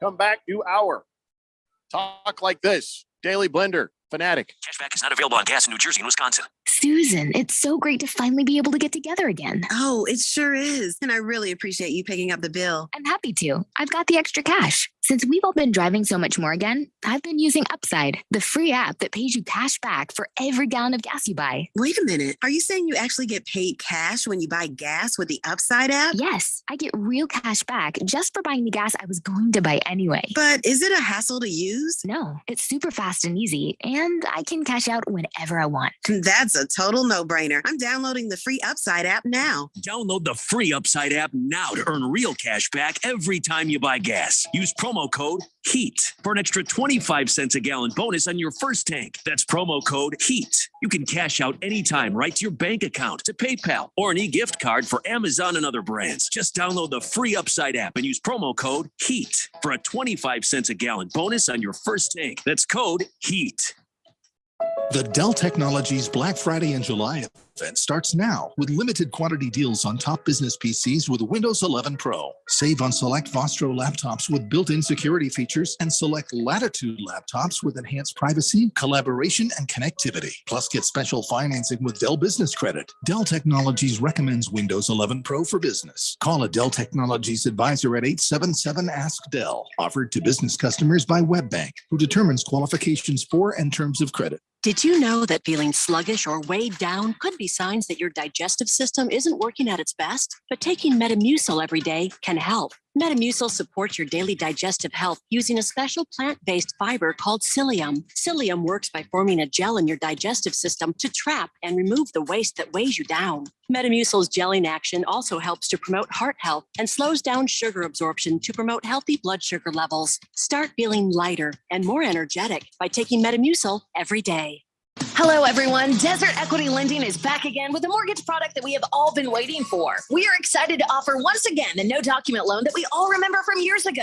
That's right. It's a true no document loan. Remember when stated income loans were available? They were the most popular mortgages available for self-employed, as well as for those borrowers that couldn't quite show enough income to qualify using regular underwriting guidelines. This new no doc loan is changing the way people get approved for a mortgage. Listen to this. No income, no problem. No tax returns, no problem. It doesn't take perfect credit to qualify either. If you have a good down payment and decent credit, you need to call now. These mortgages are being approved for primary residence as well as a second home. We are doing it the old-fashioned way. We use common sense underwriting to approve what other banks walk away from. Call 602-509-3000 to talk with a real person that can get you answers in hours, not days. That's 602-509-3000. Make the call. You will be glad you did. Desert Equity Lending. Desert Equity Lending, MB 0906989, NMLS 1733369. Conditions and restrictions apply. KQFN Tempe, also transmitting on K25CD Phoenix at 99.3 FM and K2.2 Rollins Hills at 95.9 FM. It's time for the third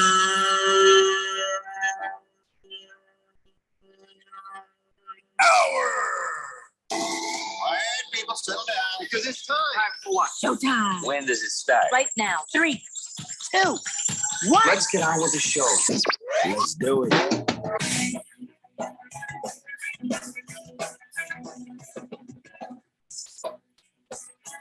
All right, everybody, it's 5 o'clock here on the Daily Blender. I'm your good friend, your radio pal, Jeffrey O'Brien, alongside Randy White. Got Keon Rose in the control room, and you guys are on the Fanatic text line, 888-368-1580, as we broadcast live in the Harmon Solar Studios in Scottsdale. And I think you're right, Keon. It's not a Nike swoop, but it does look like a comet flying through the sky on some of these shoes. They do have that little... I could see that. Kind of like that? Yeah, I could see that. I don't know if I'd wear these though. I mean, I do. The one pair I have found of Anta shoes is the Anta Pounce 2. They're black and they got white, but the Comet swoop on that is heading up. It's like it's pointed upwards instead of across the shoe. I don't know. Is that one of those shoes got the boingy boingy? No, not really the boingy boingy on this one. Some of these have the boingy boingy on the front. This one just kind of looks almost like, like those Vans I like to wear, or the Chuck Taylors. I see. Yeah. Okay. All right. I don't know. I guess it's all right. I just, I don't know. I feel conflicted. Like, I don't know if I should be buying Chinese shoes, but then again, everything we buy is made in China, isn't it? I mean, everything is. So, I mean, if you buy anything from Walmart, you've bought Chinese products, essentially. It's all Chinese. I don't know. So I guess as long as we're doing it, I guess there's nothing wrong with me buying it. I guess. I don't know.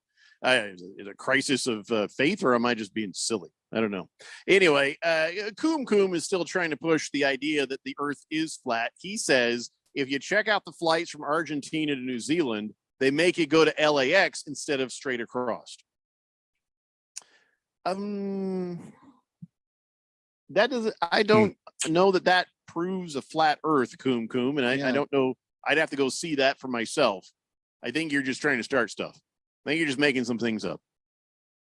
Why would that necessarily prove a flat Earth? Argentina to New Zealand. Yeah, I'd like. How does that help to go to the LA first? I have Google Earth and everything. It doesn't make sense to me. By the way, on Google Earth, it's round. So, but there's there's logistical reasons why you might want to do that. I don't know. My family lives in Guyana, and it's a much smaller airport. And so you kind of, the only way to get there is from New York. Like, you just have to go to New York first, because those are the flights that go that direction. You can't get there from anywhere else, because no one else is going to Guyana, because it's a very small. Do I have to go to New York? Country. If you want to get to Guyana, you are going to LaGuardia Airport at some point in your series of connections. How long do I have to stay there? You can't go to Miami and then go to Guyana? That's the thing. No. It's because of the flat Earth? Well, that's the thing. Why would that doesn't prove that the Earth is flat, just that's the airport that has those flights. Well, I don't know if it makes sense to go all the way from Argentina to LA and then over to, that doesn't make sense, but I don't think that proves flat Earth. Why are we trying to make Koom Koom go through LaGuardia? Well, he's not trying to go to Guyana. He's trying to go from Argentina to New Zealand. Yeah. But you're still flying, ultimately, you're just going more north first before you're going east to west. Take a boat. I don't understand what that has to do with the flat Earth at all. Nothing. Wilbur's like, why the hell are we wasting airtime on round versus flat? We all like other round things, but it has nothing to do with the Earth. Well, no, Wilbur, why are we wasting airtime on anything we do on this show?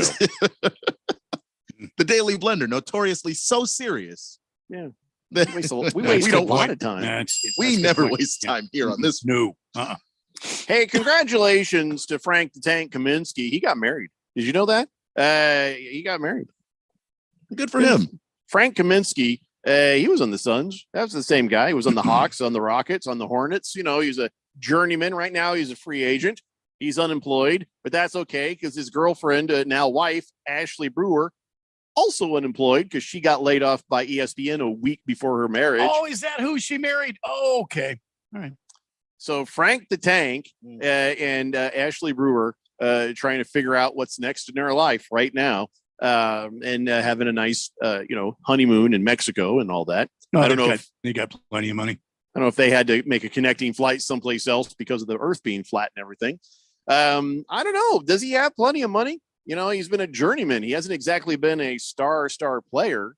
Hopefully he's been good with the money he's made because they're both unemployed right now. They're going to have to figure it out. I think they're both going to end up, they'll be fine. Ashley Brewer's, she's going to end up somewhere. She was pretty good on SportsCenter.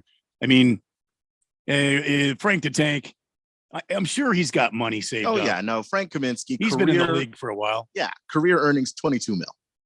I like what he said when they were like, "Oh, you're marrying Ashley Brewer," and he's like, "Yeah, just proof what you can do in your life if you're ugly but have money." He actually said that.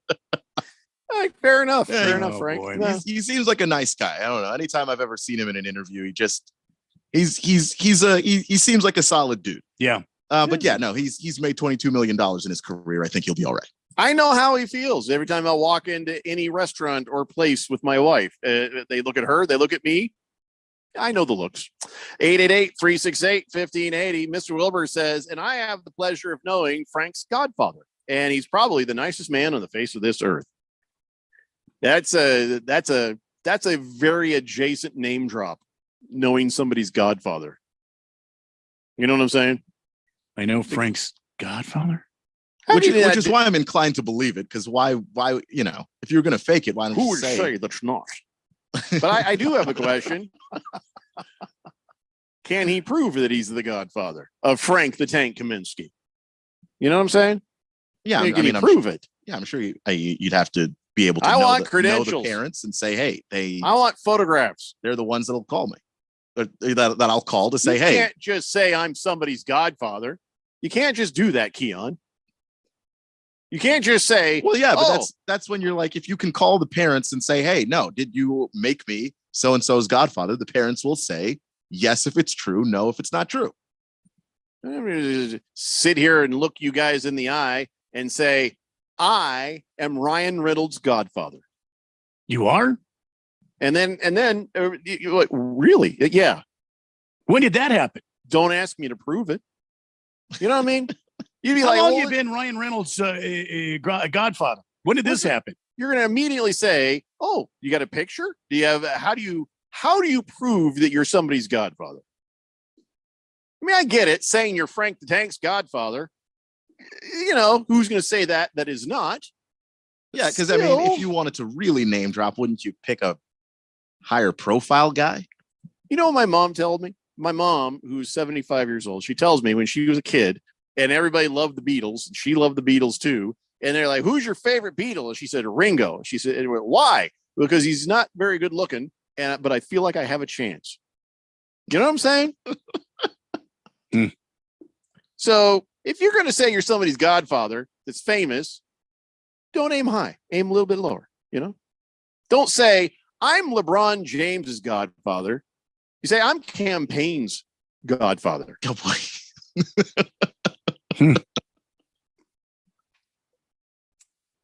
There should be like a godfather verification website, because no one's really going to question you. Yeah, it should be a thing. If you're famous and you let somebody be a godfather, or you are a godfather, there's a place. You have the blue check verification for Twitter. There should be a website. You can click who's Frank Kaminsky's godfather. Oh yeah, it is that guy. You know what I'm saying? There should be a registry. Because now I'm going to be sitting here all this time thinking, Mr. Wilbur, your friend is a liar. I mean, it's possible he's a liar, though. That's the thing. It's possible he's telling the truth, but without verification, how am I supposed to know? How am I supposed to feel about this? It's a good point. It's a very good point. Let's talk some football so I can try to forget this transgression.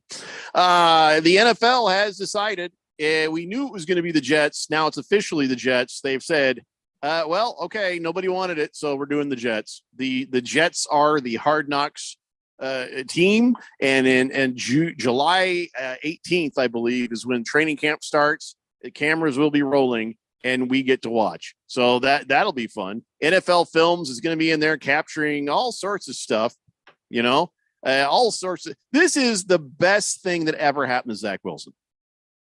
Because we were ready to forget he exists. You know what I'm saying? Because here's Aaron Rodgers. Zach Wilson sucked. We're never going to hear from him again. Well, now he's going to be on this show, and if he's even halfway competent, it might help him get on another team. I mean, maybe. I mean, he'll be in the preseason. They'll see him on film. I think that's what other teams want. You don't think the Jets are going to play Aaron Rodgers in the preseason, do you? No, they're not going to be showing him off on Hard Knocks. Like, I don't think other teams sit down and look at Hard Knocks to go, well, how's that Zach Wilson? I think they're going to look at the preseason tape and go, that's how they're going to evaluate it. You know, one of the things about that, Randy made me think about it. Aaron Rodgers didn't have to be at some of these OTAs, but he shows up. He didn't have to be in all those meetings, but he was in all of those meetings. Mm-hmm. I wonder if he's going to say, yeah, I do want to kind of, maybe do a part of a quarter or something. You might actually see Aaron Rodgers, because Aaron Rodgers wants to play a little bit in preseason. I think that's actually kind of possible. I agree. I think you're joining a new team, new system, new offense, new teammates, except for the ones that you brought with you. But there are still guys there like Garrett Wilson who have to get used to you, who are going to be big parts of the offense. I think just playing and getting some chemistry with those guys in live football, even if it is just preseason, I could see that. Yeah. So are we watching? Are we interested enough to watch this or not? I think a lot of people will be watching to see what happens with Aaron Rodgers. Yeah. And how that's going to play out there. He seems energetic. He seems, focused. He seems like he's in there. He seems happy. All these things. And so I was like, "Where's the drama going to come from?" If Aaron Rodgers is running around, "Hey guys, everything," yeah, he's just in there. He's I'm saying there. Where's the drama? I mean, I don't know if there necessarily has to be drama so much as as long as there's interesting characters, there's interesting people in the building. If you can get Aaron Rodgers to just be his weird self in front of a camera, that's going to do a lot for for people watching Hard Knocks. Sauce Gardner is a person with absolute confidence, 100% confidence in himself at all times. There's no way that that and the potential of him speaking about himself in the third person isn't going to be interesting on some level. Like, there's going to be interesting guys on the Jets to make stories out of and all of that stuff. Fish Tank says round, flat. It all looks the same to Mr. Wilbur. Dark. Wow. Oh no. Wow. Mr. Wilbur says, I will have to verify it somehow, some way. And I'm going to bring this guy to the fantasy football draft. You can bring a guy to the draft all you want, Wilbur, but unless he has actual proof that he's the godfather of one Frank Kaminsky, you're wasting your time. Eye Candy, yes, I did get your email. That email? Oh, I haven't even checked my email. Well, I'll go check my email, Eye Candy. I'll look in the spam. King Kitten says, is Hard Knocks on HB the Ocho? The Ocho Plus? No, I think it's just on Max. I think it's on Max, right? Yeah. They don't call it HBO anymore, so it's just called Max. I mean, I still call it HBO. Yeah, me too. I think I'm getting rid of it, to be honest. Yeah. Yeah, there's just nothing on there anymore, and there's no shows that I watch. I go there and I check around and see if there's anything. I'm like, and I feel like I'm wasting money. How much is HBO? It's like, wasn't that like $15-20? Yeah, it was like 15. I have it. I gotta get rid of it. I don't know about I'm you, still watching Succession, guys that have got money to burn. I don't have the HBO in my house.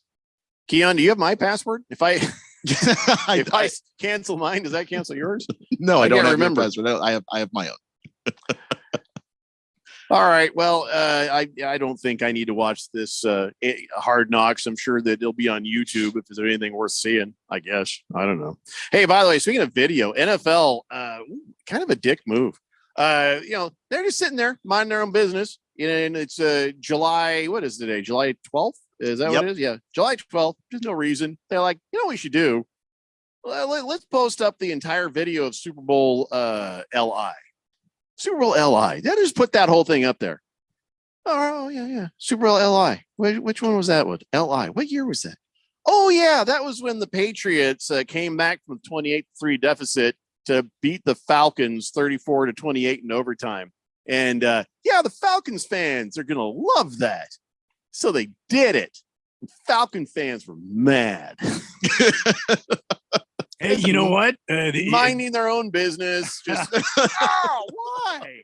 The NFL does this every year, man. It's the worst moment of that franchise. They would love so badly to forget it, except they can't. Anytime somebody is up big and then they lose, you know what everybody brings up? 28-3, worst blown lead of all time. I mean, every time there's a big blown lead in any sporting event ever, it doesn't even have to be football anymore. You know, all of a sudden the ESPN goes through their top 10 of worst blown leads ever, and there are the Falcons front and center as number one. Falcons fans are just sad. They're just This is the NFL is like your wife, like 30 years later saying, "Remember when your pants fell down at your mother's funeral?" You're like, well, I was having a good day, and why would you bring this up? Same thing with the Falcons losing that Super Bowl to Tom Brady. Same kind of thing. Oh, it's one of the nicest fan bases too. I felt so bad for them. I know, they're just adorable. They're pat them on the head. There Nothing you go, good Falcons. ever happens to them. Okay, they've had a quarterback that they thought was a quarterback of the future, and then he was fighting dogs. They had a Super Bowl appearance where they were, hoping to win the damn thing. No distractions. Let's be focused. And then what? One of their best players gets caught soliciting a prostitute. Nothing good happens to Falcons fans ever. And that was the one chance that they had. They were up 28-3, and they get reminded of it on an annual basis. Why, NFL? Why? They got families and everything, man. What? Oh, you know what it is. Somebody must have insulted Roger Goodell in an email. Well, I'll show you. Yeah. It's like we saw what we did with Gruden. Well, you guys get used to seeing this video every year, you bastards. Wilbur says, "Fish tank, I'm either going to have to hit you with my stick or let my dog take a bite out of you." Except for I don't have a dog that you know of, Mr. Wilbur. You're blind. You might have a dog and not even know it. Oh, damn. It just gets dark here sometimes.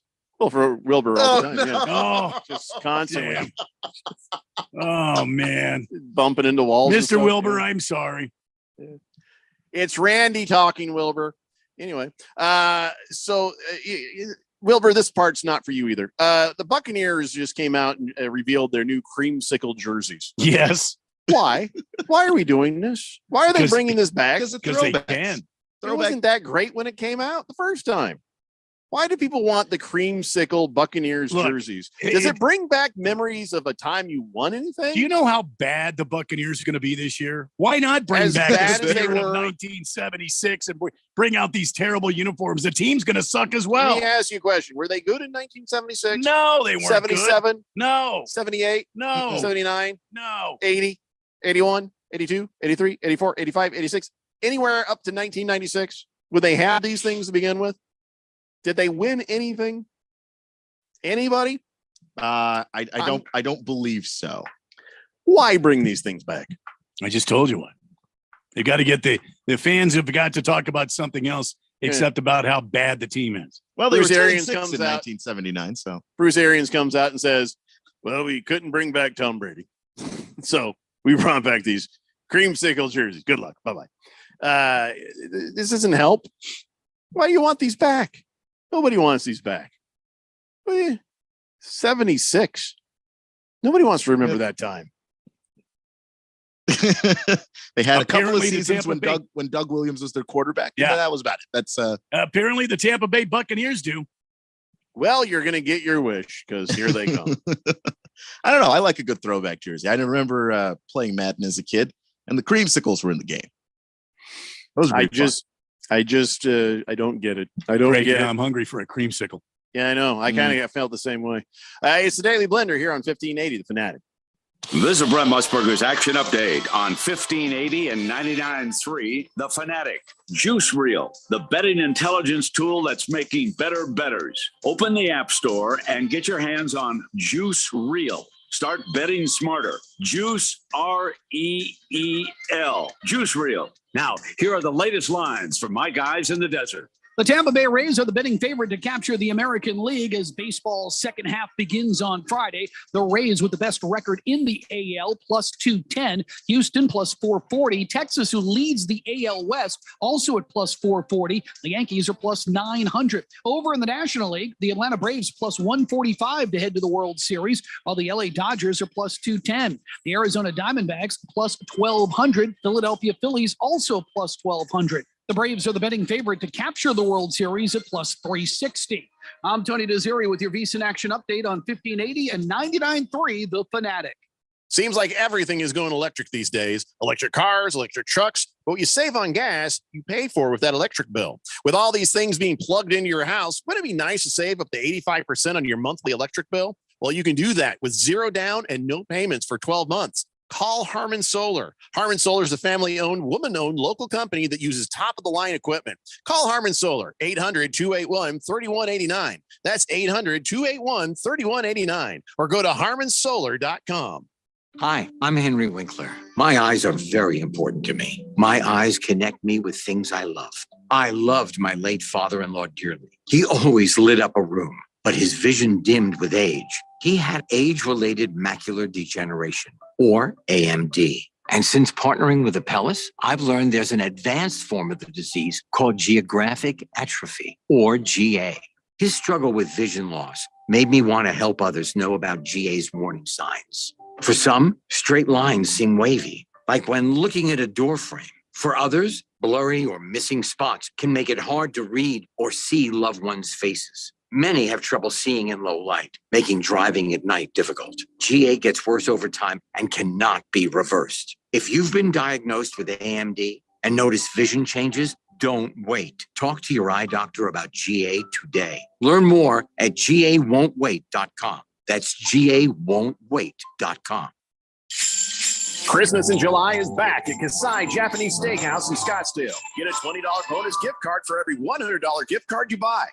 When it comes to Asian cuisine, no one does it better or more authentic than Kasai, where talented Teppan chefs create the food, the fire, and the fun of teppanyaki. Kasai Japanese Steakhouse. It isn't just dinner, it's dinnertainment. A memorable dining experience where delicious 7-course meals prepared right at your table with flair. It's a perfect choice for celebrations, date nights, or a night on the town. Choose from over 30 different items and combinations of teppanyaki, Asian fusion, and innovative sushi. Happy hour is always on fire and offered daily with specials on teppanyaki, sushi, and their signature cocktails. Now through July, for every $100 gift card you buy, get an extra $20 bonus card. Bonus cards cannot be used on the date of purchase. Go to KasaiScottsdale.com. That's KASAI Scottsdale.com or call 480-607-1114. That's 480-607-1114.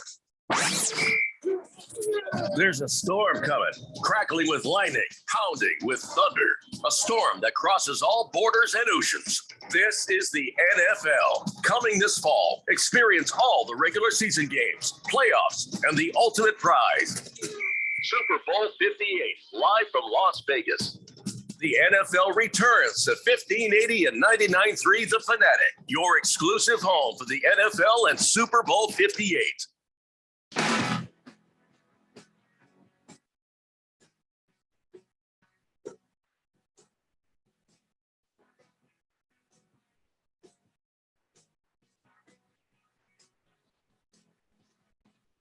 Blender here on 1580 The Fanatic. We saw a headline that makes me think we may want to pre-write an apology to Germany. We might need a pre-written apology for You mean Germany. us as the Daily Blender? Or, No. I just our country, the United States of America, might want a pre-written apology to Germany. Oh boy! Because this headline right here. Tickets to Patriots Colts in Germany sells out in an instant. Yeah, I just feel like that's not going to be great. No, but you know what? No, this is the London fans had to go through this. They had to go through the process of, it's American football. Let's go see what this is all about. And then they had to slog through horrible games we kept sending over there until they could figure out which games were actually worth watching. Yeah, but let me remind you something.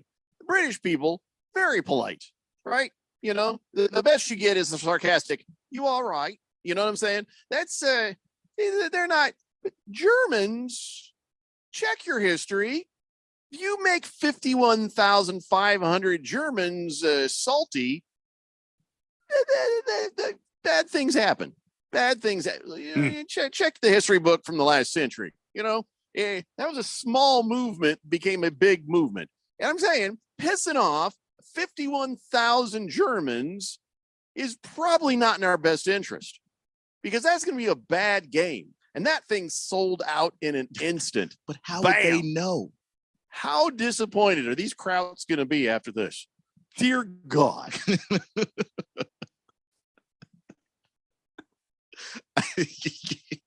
And it's not, no, I'm sorry. It's not just one game. It's two. That's right. There's two games. Not just the Patriots what's and the other Colts. one what's the other one that we're sending them? I'd have to check my thing here. I just know there's two, but that means 100,000 angry Germans. 100,000 angry Germans. Something tells me that is not a good idea. It's never a good idea. I'm flipping through our calendar right now. We're sending them Dolphins and Chiefs, though. Could be an okay game. Week 9, Dolphins Chiefs. That's not going to be an okay game. That's going to be a high scoring game. It's going to be a good game. You know what happens when they go to a different country. What happens if, like, which game is first? The Patriots Colts or the Chiefs Dolphins? Chiefs Dolphins. Thank God. All right, so they'll be happy for that. Then they're going to be like, once is this crap, you know, with the Patriots and Colts. Once this was very fun. These Chieftains and these Beluga whales. It's such a good game. And then that goodwill with the Chiefs. Oh yeah, we had a great time at this game. It was wunderbar. And then they're going to have the Patriots Colts, and they're going to be like, oh, I ain't going to fight. I think football is crap. And then they're going to learn what the rest of us learned through trial and error. Some of these games are good. Do you know how much I paid for these tickets? Yeah, you should have paid for the tickets the week before. Here come the jackboot marching right through the square. That's enough to start another war. I'm not going to lie to you. You see a little goose step, and it's time to probably leave. But the That's point what I'm is, saying. you get the people from week 9 are going to be happy and just be like, hey, look, you paid money for the wrong tickets. You send crap games to France, you can get away with it. You send crap games to Germany, we're all in trouble. Here we go again, Randy. Here we go again. Have we learned nothing? Because, I mean, God, look at what we're sending to London. That's not good. Well, we don't have to worry about them. One decent one to London. But they barely have this much of an economy. We're good. You know, France, they might get grumpy. Well, they'll just surrender immediately. You know, where else? The only people we could really piss off right now are the Germans. And they have been cool ever since we whooped their ass in World War II. And they've been like, we'll just be making Volkswagens. French military might retreat, but you threaten the healthcare even remotely in France, and those people are burning everything to the ground. So maybe just angry French citizens might not be a great call either. But don't worry, we're not sending anything to France, so it's okay. Just we're playing with fire is all I'm saying. I don't know. I think just the mystique and aura of having the Patriots in town. I mean, that's a franchise that I'm sure the Germany is well aware of. The problem is Tom Brady is not with them anymore. That's the problem. They're going to be standing up there in the stands looking for Tom Brady. Where's 12? Do they even have a quarterback? See what I mean? They don't. I mean, they do. His name is Mac And you're Jones, saying that it's not going to be a good game.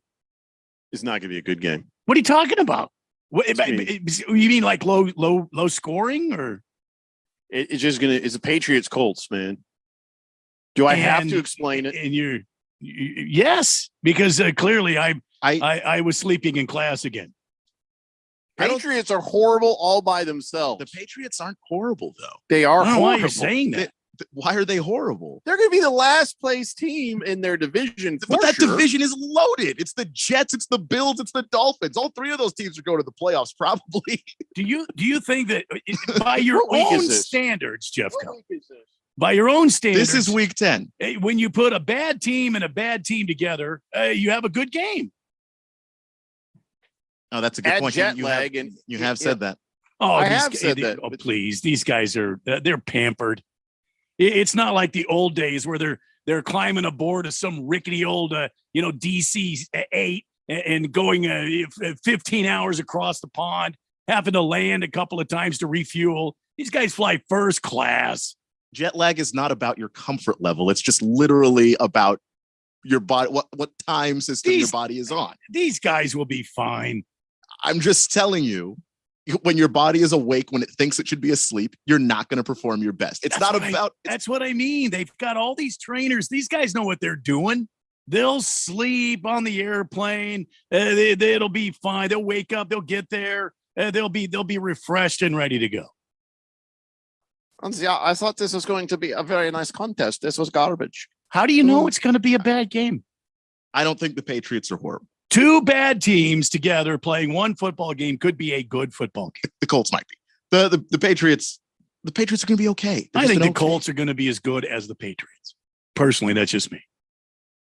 Bruno Baller says Germans like their beer, so it could be 100,000 angry, intoxicated Germans. Well, or they get drunk and then they just have fun at the game. Just sing some songs. There better be some people in the stands helping lead singing of songs. Yeah, all the NFL has to do is just plant a few people, and when are they going over there? The crowd starts grumbling. Week 10. That's November the 12th. Oh, that's too bad. They're going to miss Oktoberfest. That's too bad. I'm just worried about this. If they would have gone in Oktoberfest, this would have been great. I don't know what you're saying. He says you said it was a big movement. Oh, okay, you're a big movement. King Kitten says I got real juice. What? Wilbur says please have the fantasy draft remote in a place in Phoenix so I can meet Randy and Keon. Why does he gotta be in Phoenix? I mean, it's all the Phoenix metro area here. I don't know where it's going to be, Wilbur, but we'll let you know. 888-368-1580. So Saquon Barkley, he's pissed. Yeah, but is he still top 10 running back? Yes. Top 5 running back? Yes. After last season? Oh my God. Last season was his best season. He carried that team. I know that they paid Daniel Jones for reasons I'm still trying to wrap my head around. Because they paid him first. But that offense is dead in the water without Saquon Barkley. It's not even close. His usage rate compared to every other running back, it's not even close. It's not even close. I did my pre-rankings for my fantasy football stuff because I just got excited. I was doing some stuff and I like, let's take a look at the players. I got him at 11 in overall rankings. You know, because we're PPR, so of course there's going to be some wide receivers, but right now I got Christian McCaffrey as the top running back for fantasy football. I can understand that, though. I will say Saquon last year played the whole season. Austin Eckler after that. Eckler's up there. Bijan Robinson's going to be amazing. Bijan Robinson's going to be in that same stratosphere with Saquon where they're running every play, basically. I am not sure about Nick Chubb, though. Nick Chubb, maybe I need to switch him with Saquon Barkley on my list. Probably. I think Saquon's better. How do you feel about Tony Pollard? Pollard's really good. I don't know if I have him in that top group of guys. Josh Jacobs, I think maybe I have him too low. Maybe I need to move him up. I don't know. I'm still working on my list. You guys start your list? Have you started thinking about fantasy football? I don't make any lists. I haven't started mine yet. No. So what's the story here with Saquon Barkley and the Giants? They end up with him holding out. What kind of that? Did they have a backup for him? I mean, they're going to be in a lot of trouble there. That's what he's hoping for. Why can't they get a deal done? What is the problem? What is the holdup? Well, they gave all their money to Daniel Jones, and they gave him the franchise tag, and he doesn't want the franchise tag. And when they were negotiating, he wanted $13 million a year, or sorry, $16 million a year.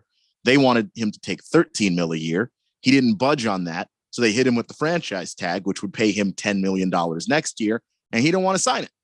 Like, why should I put my body on the line for less money than I'm worth, knowing damn well that's another year as a running back that I've now given you, where I only have so many years to really try and maximize what I can earn. And he's got to sign it by July 17th.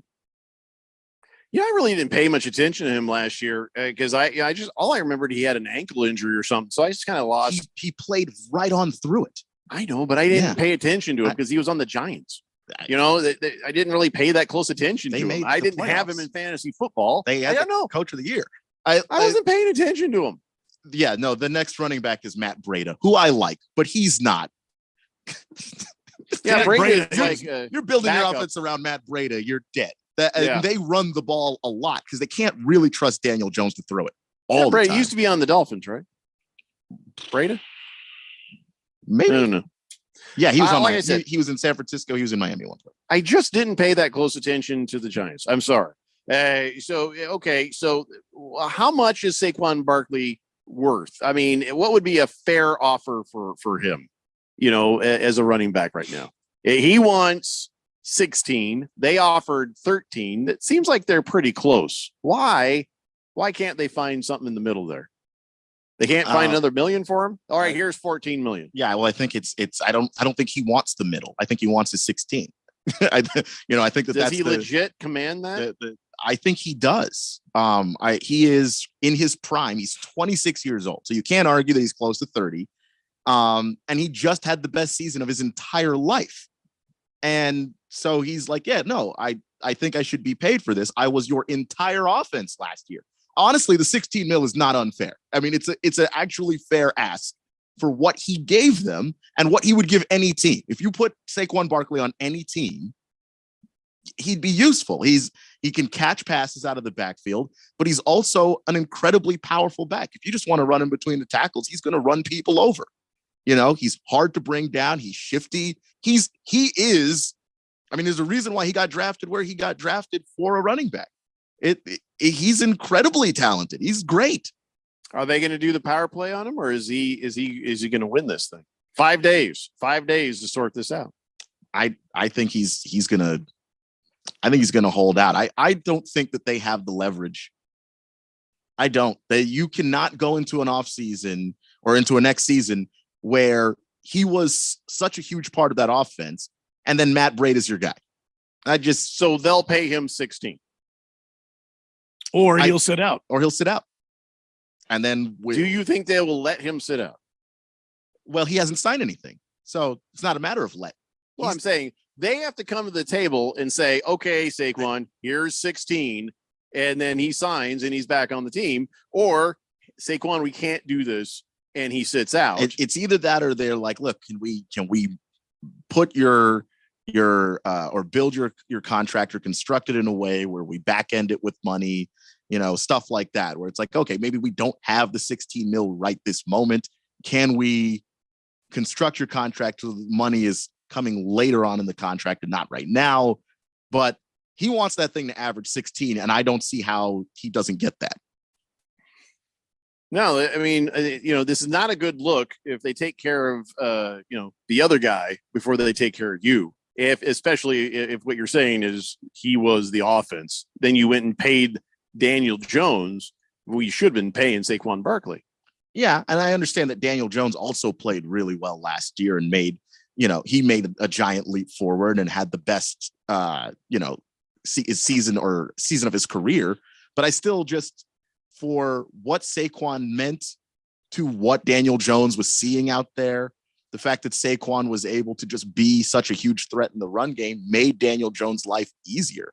You know, the play action that they abused to death, like that's part of the success that they had. And that only works because they had Saquon. Well, they better sort their stuff out because somebody's fantasy football team is going to really need Saquon Barkley. I don't know why.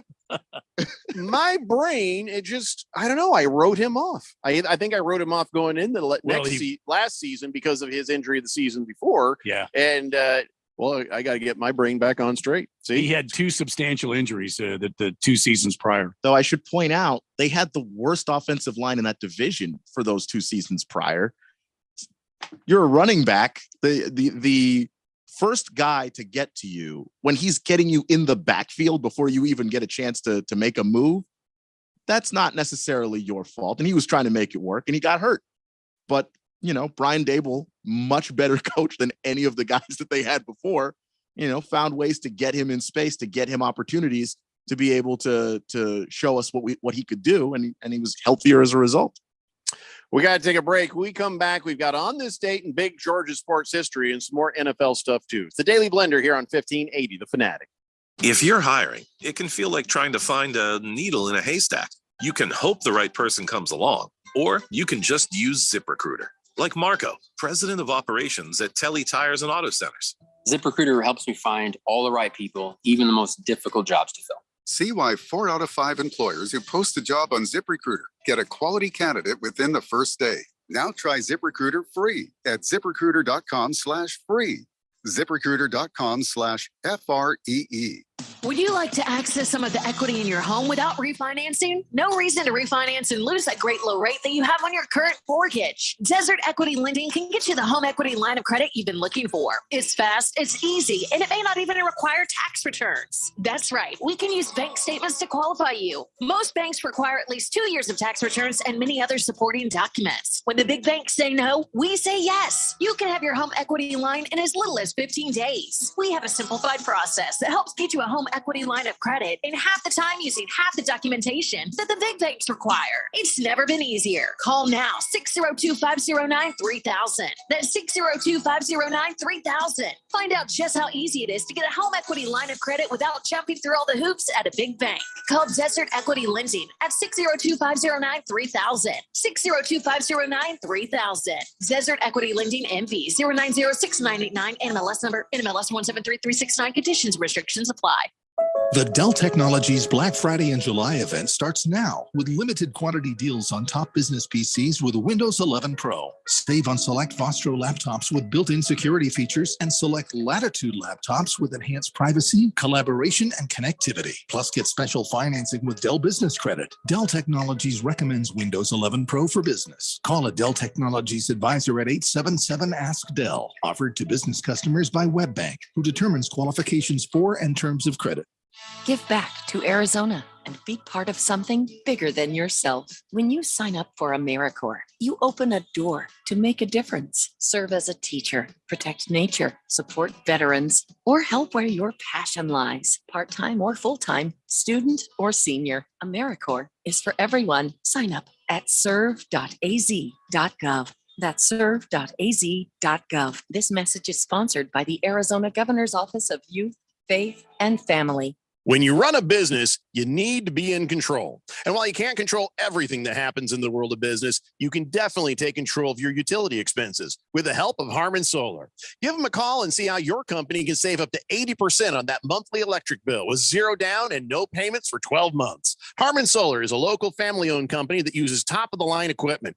Call Harmon Solar, 800-281-3189. That's 800-281-3189. Or go to harmonsolar.com. The most important event in sports could happen at any time. Like right now. Or right now. Or even now. Don't miss history. Follow us on Facebook, Twitter, or at 1580thefanatic.com.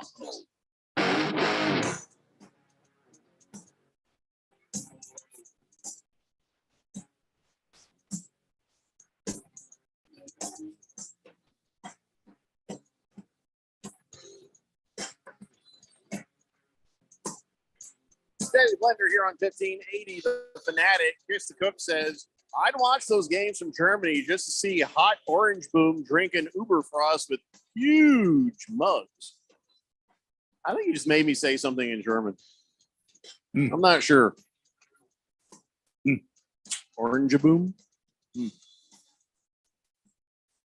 Not sure. I'm a little rusty in my German. Sorry, Jeff, go.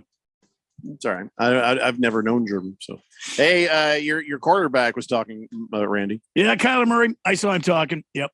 Yeah, saying, last year, what happened, it happened for a reason. It was, things weren't, things we were doing weren't sustainable for success. So it was necessary. And in turn, good will come out of what happened. Yeah. So his non-contact injury had to happen. It was a good thing, Randy. Well, I don't think that's what he's saying, but he's saying that he's going to turn it around for good. He was kind of bummed out about it. but he had to pick himself up. I feel like that's good character on his part. He wasn't going to, have a pity party and wallow around about it. He had to get himself going. And according to his coach, he spoke today. It looks like Kyler Murray's ahead of schedule, and he's working very hard. He's, I think the quote was chewing on the bit to get back out there on the field. Yeah, I saw a video of him throwing the football around. Was that his dad he was throwing with? But he was throwing the football around, and he's got his knee brace on, so he's just kind of doing this, throwing the ball. Just his arm ain't hurt; it's just his knee, right? Right. So, I just the thing about this is how long is it going to take him, and not to recover from this? How long is it going to take him to trust that knee again? And that's a good question, because I remember I was watching the Commandos last year, and Chase Young was coming back from an ACL, so similar injury, and he was pretty much useless for 3.5 weeks because he just didn't really trust it. And so you could see him out there. He'd go to put his foot out, and then he just kind of didn't push as hard as he usually did. And it took him a few weeks before he actually felt like, okay, I can trust what I'm feeling out there. My knee's not going to give out. I can go out and do what I usually do. So I don't know, especially with the quarterback position where, and playing in a style that Kyler plays in, where you're moving around in a whole lot of different ways. I don't know how long it's going to take him. Yeah, Wilbur says, yes, it was his dad. And yes, he is now officially refocused. Okay. All right. Here's the thing that I see. His situation, a lot of what was plaguing him was in the cranium, and before he got hurt, and then he got hurt, and it makes things worse. I just feel like even if he's healed, you're going to have the same problems you had before. You mean mentally out of the guy? He's the same quarterback. He's the same height. He's the same size. He's the same minuses and the same pluses, same talent. All those things are kind of the same. And, trying to kind of refocus and rah-rah yourself, hey, that's all great. But the minute things start to turn south, he's the same Kyler Murray. And things are going to turn south because this team does not have everything it needs for someone like him to be successful. It might already be south by the time he shows up, though. And there's some pressure off of that. The pressure's off, but then the stuff that, it causes the problems is still on, and all the pressure is going to be on him. I still say, if anybody is listening, just get rid of him. Send him someplace else. Get what you can while you can, because that history is going to repeat itself. I'm not saying he's going to get another non-contact injury. I'm saying, yeah, you don't have what he needs for him to succeed. Send him someplace else. Get what you can for a guy who can succeed, in a harsher condition. You follow what I'm saying? I mean, sort of. I questioned, and look, I don't know if Jonathan Gannon's going to be good or not. I'm going to give him obviously the opportunity to show us what he can do, but he is a younger coach, and for Kyler in particular, like if Kyler's going to be your guy, I would have thought that they would have gone with somebody with a little bit more weight behind him, with more of a reputation. And I don't know that Gannon has that. Drew Petzing is the offensive coordinator. He's really, really young. I don't know if he has that. I think he's going to be better than Cliff just because he has actual offenses. But I don't know that means you're going to get the most out of Kyler if it's another situation where he's butting heads with another young coach who doesn't necessarily have the clout to push back. I agree with Jeffrey on a couple of points, but I also disagree. We don't know nobody knows what this team is going to do. It doesn't look happy for them. Doesn't look bright for the Cardinals. Certainly, I don't feel like the Cardinals are going to walk out there and dominate and end up somehow in the playoffs. I'm not blowing sun rays out here and saying the Cardinals are going to do all this stuff. I mean, I hope they come out and they're very successful and have this sort of a weird season, kind of like what the Diamondbacks are doing. But I mean, I can't make certainty statements right now, because I think the big question mark here is, okay, you know what Kyler Murray has, but you don't know what Gannon's got. You don't know how he's going to approach this season, and you don't know what his offense is going to do. You don't know what his defense is going to do. I mean, I just can't make these, these certainty state. The team is going to absolutely, positively suck. They're going to be terrible. They're only going to win maybe a half a game.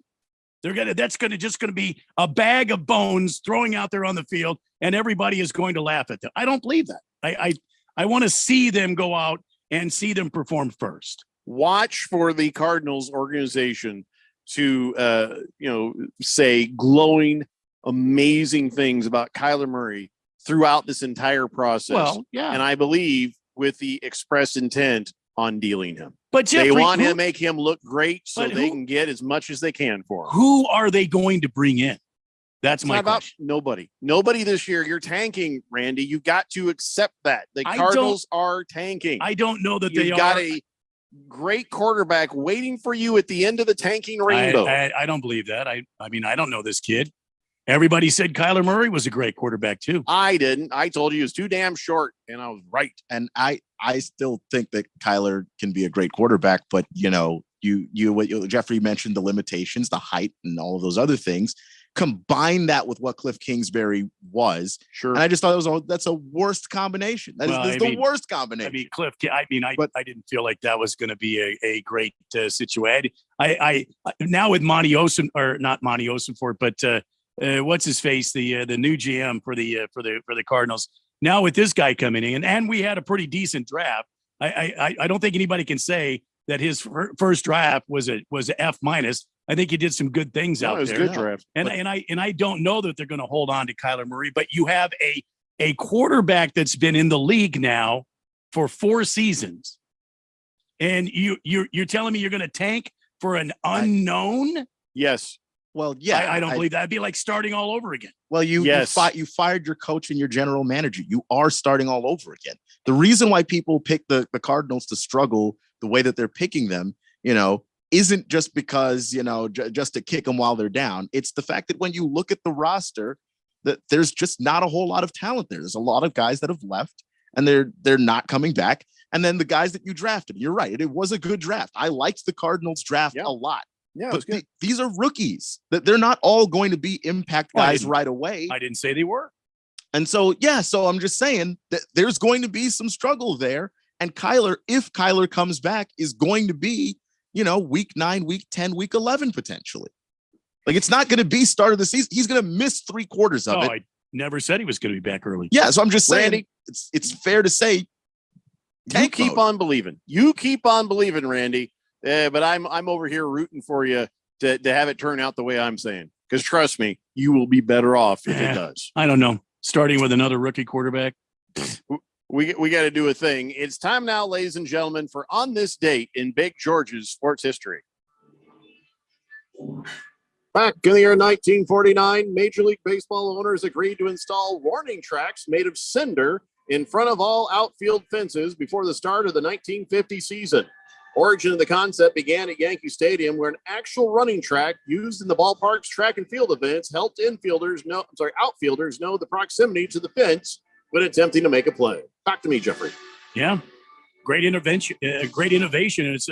It has kept a lot of outfielders from just going full blast into the fence. Mm-hmm. Yeah, it's an odd thought. What else could they have done? You know what I mean? They already had the solution, so like, hey, let's do this. Right. I hate that it was the Yankees that figured it out first. By accident, of course. 888-368-1580. Reaper says Rams are taking the West. Oh, my God, really? The entire West? Bliss. Oh, you mean yeah, sorry. I'm getting my sports confused. Blissful Hayes says Kyler is ahead of schedule, which means maybe 2025 return. I predict Kyler Murray won't even play in the NFL again. He's too scared. Well, I don't know if I go that far. I think he will play again because I think he likes doing that. Why would you assume that he would never play? I don't know. He can't get paid if he doesn't do that. You know that, right? I just feel like he'll play someplace else. Big George says Kyler Murray is ahead of schedule. See, Arizona Cardinals are going to shock the NFL this upcoming season, Randy. I don't know about that, Big George. We'll sure root him on, but I don't see that happening. Bruno Baller says Bex and St. Pauli girls, some of the pretty good German imports there. I think they're German anyway. Big Wilbur says, it's even possible Caleb Williams could be the third or fourth best quarterback in the Pac-12. See, it's I in the Pac-12. I've seen this kid. I don't believe that he's NFL ready. I'm sorry. Okay, I don't know what to say about that. I just don't feel like he's NFL ready. He's okay. I don't know what to say about that. Well, I got my eyes got big. I've watched a lot of Caleb Williams, Oklahoma and USC, and you know, I've been on this earth a long time. I've seen a lot of guys that were quote unquote the next big quarterback, and I've watched them come in and I've watched them flame out, and now they're on some network somewhere calling high school games or whatever like that. There's no guarantees, but I'm just saying when you make these evaluations, you look at the traits that the guy has. And as far as the traits, he's got the size, he's got the arm talent, he's got the mind for it. He has a great feel for the game, and he's got the mobility all wrapped up into one package, and he shows it. It actually shows up on game day. Hey, not betting against him. Michael Bidwell, go all Matt Ishbia and go out, get yourself a real football player, somebody that's proven. Bring him in here. Ishbia. Yeah, be like Ishbia. Go like out and Ishbia. Yeah, go out and get you a real ball player and bring him in here. It'll cost Raven Kids tinfoil hat theory says the new regime moves on from Kyler way too soon, just like Dingleberry for Caleb Williams. What? I don't understand what this kid's saying. Show's over. Bye.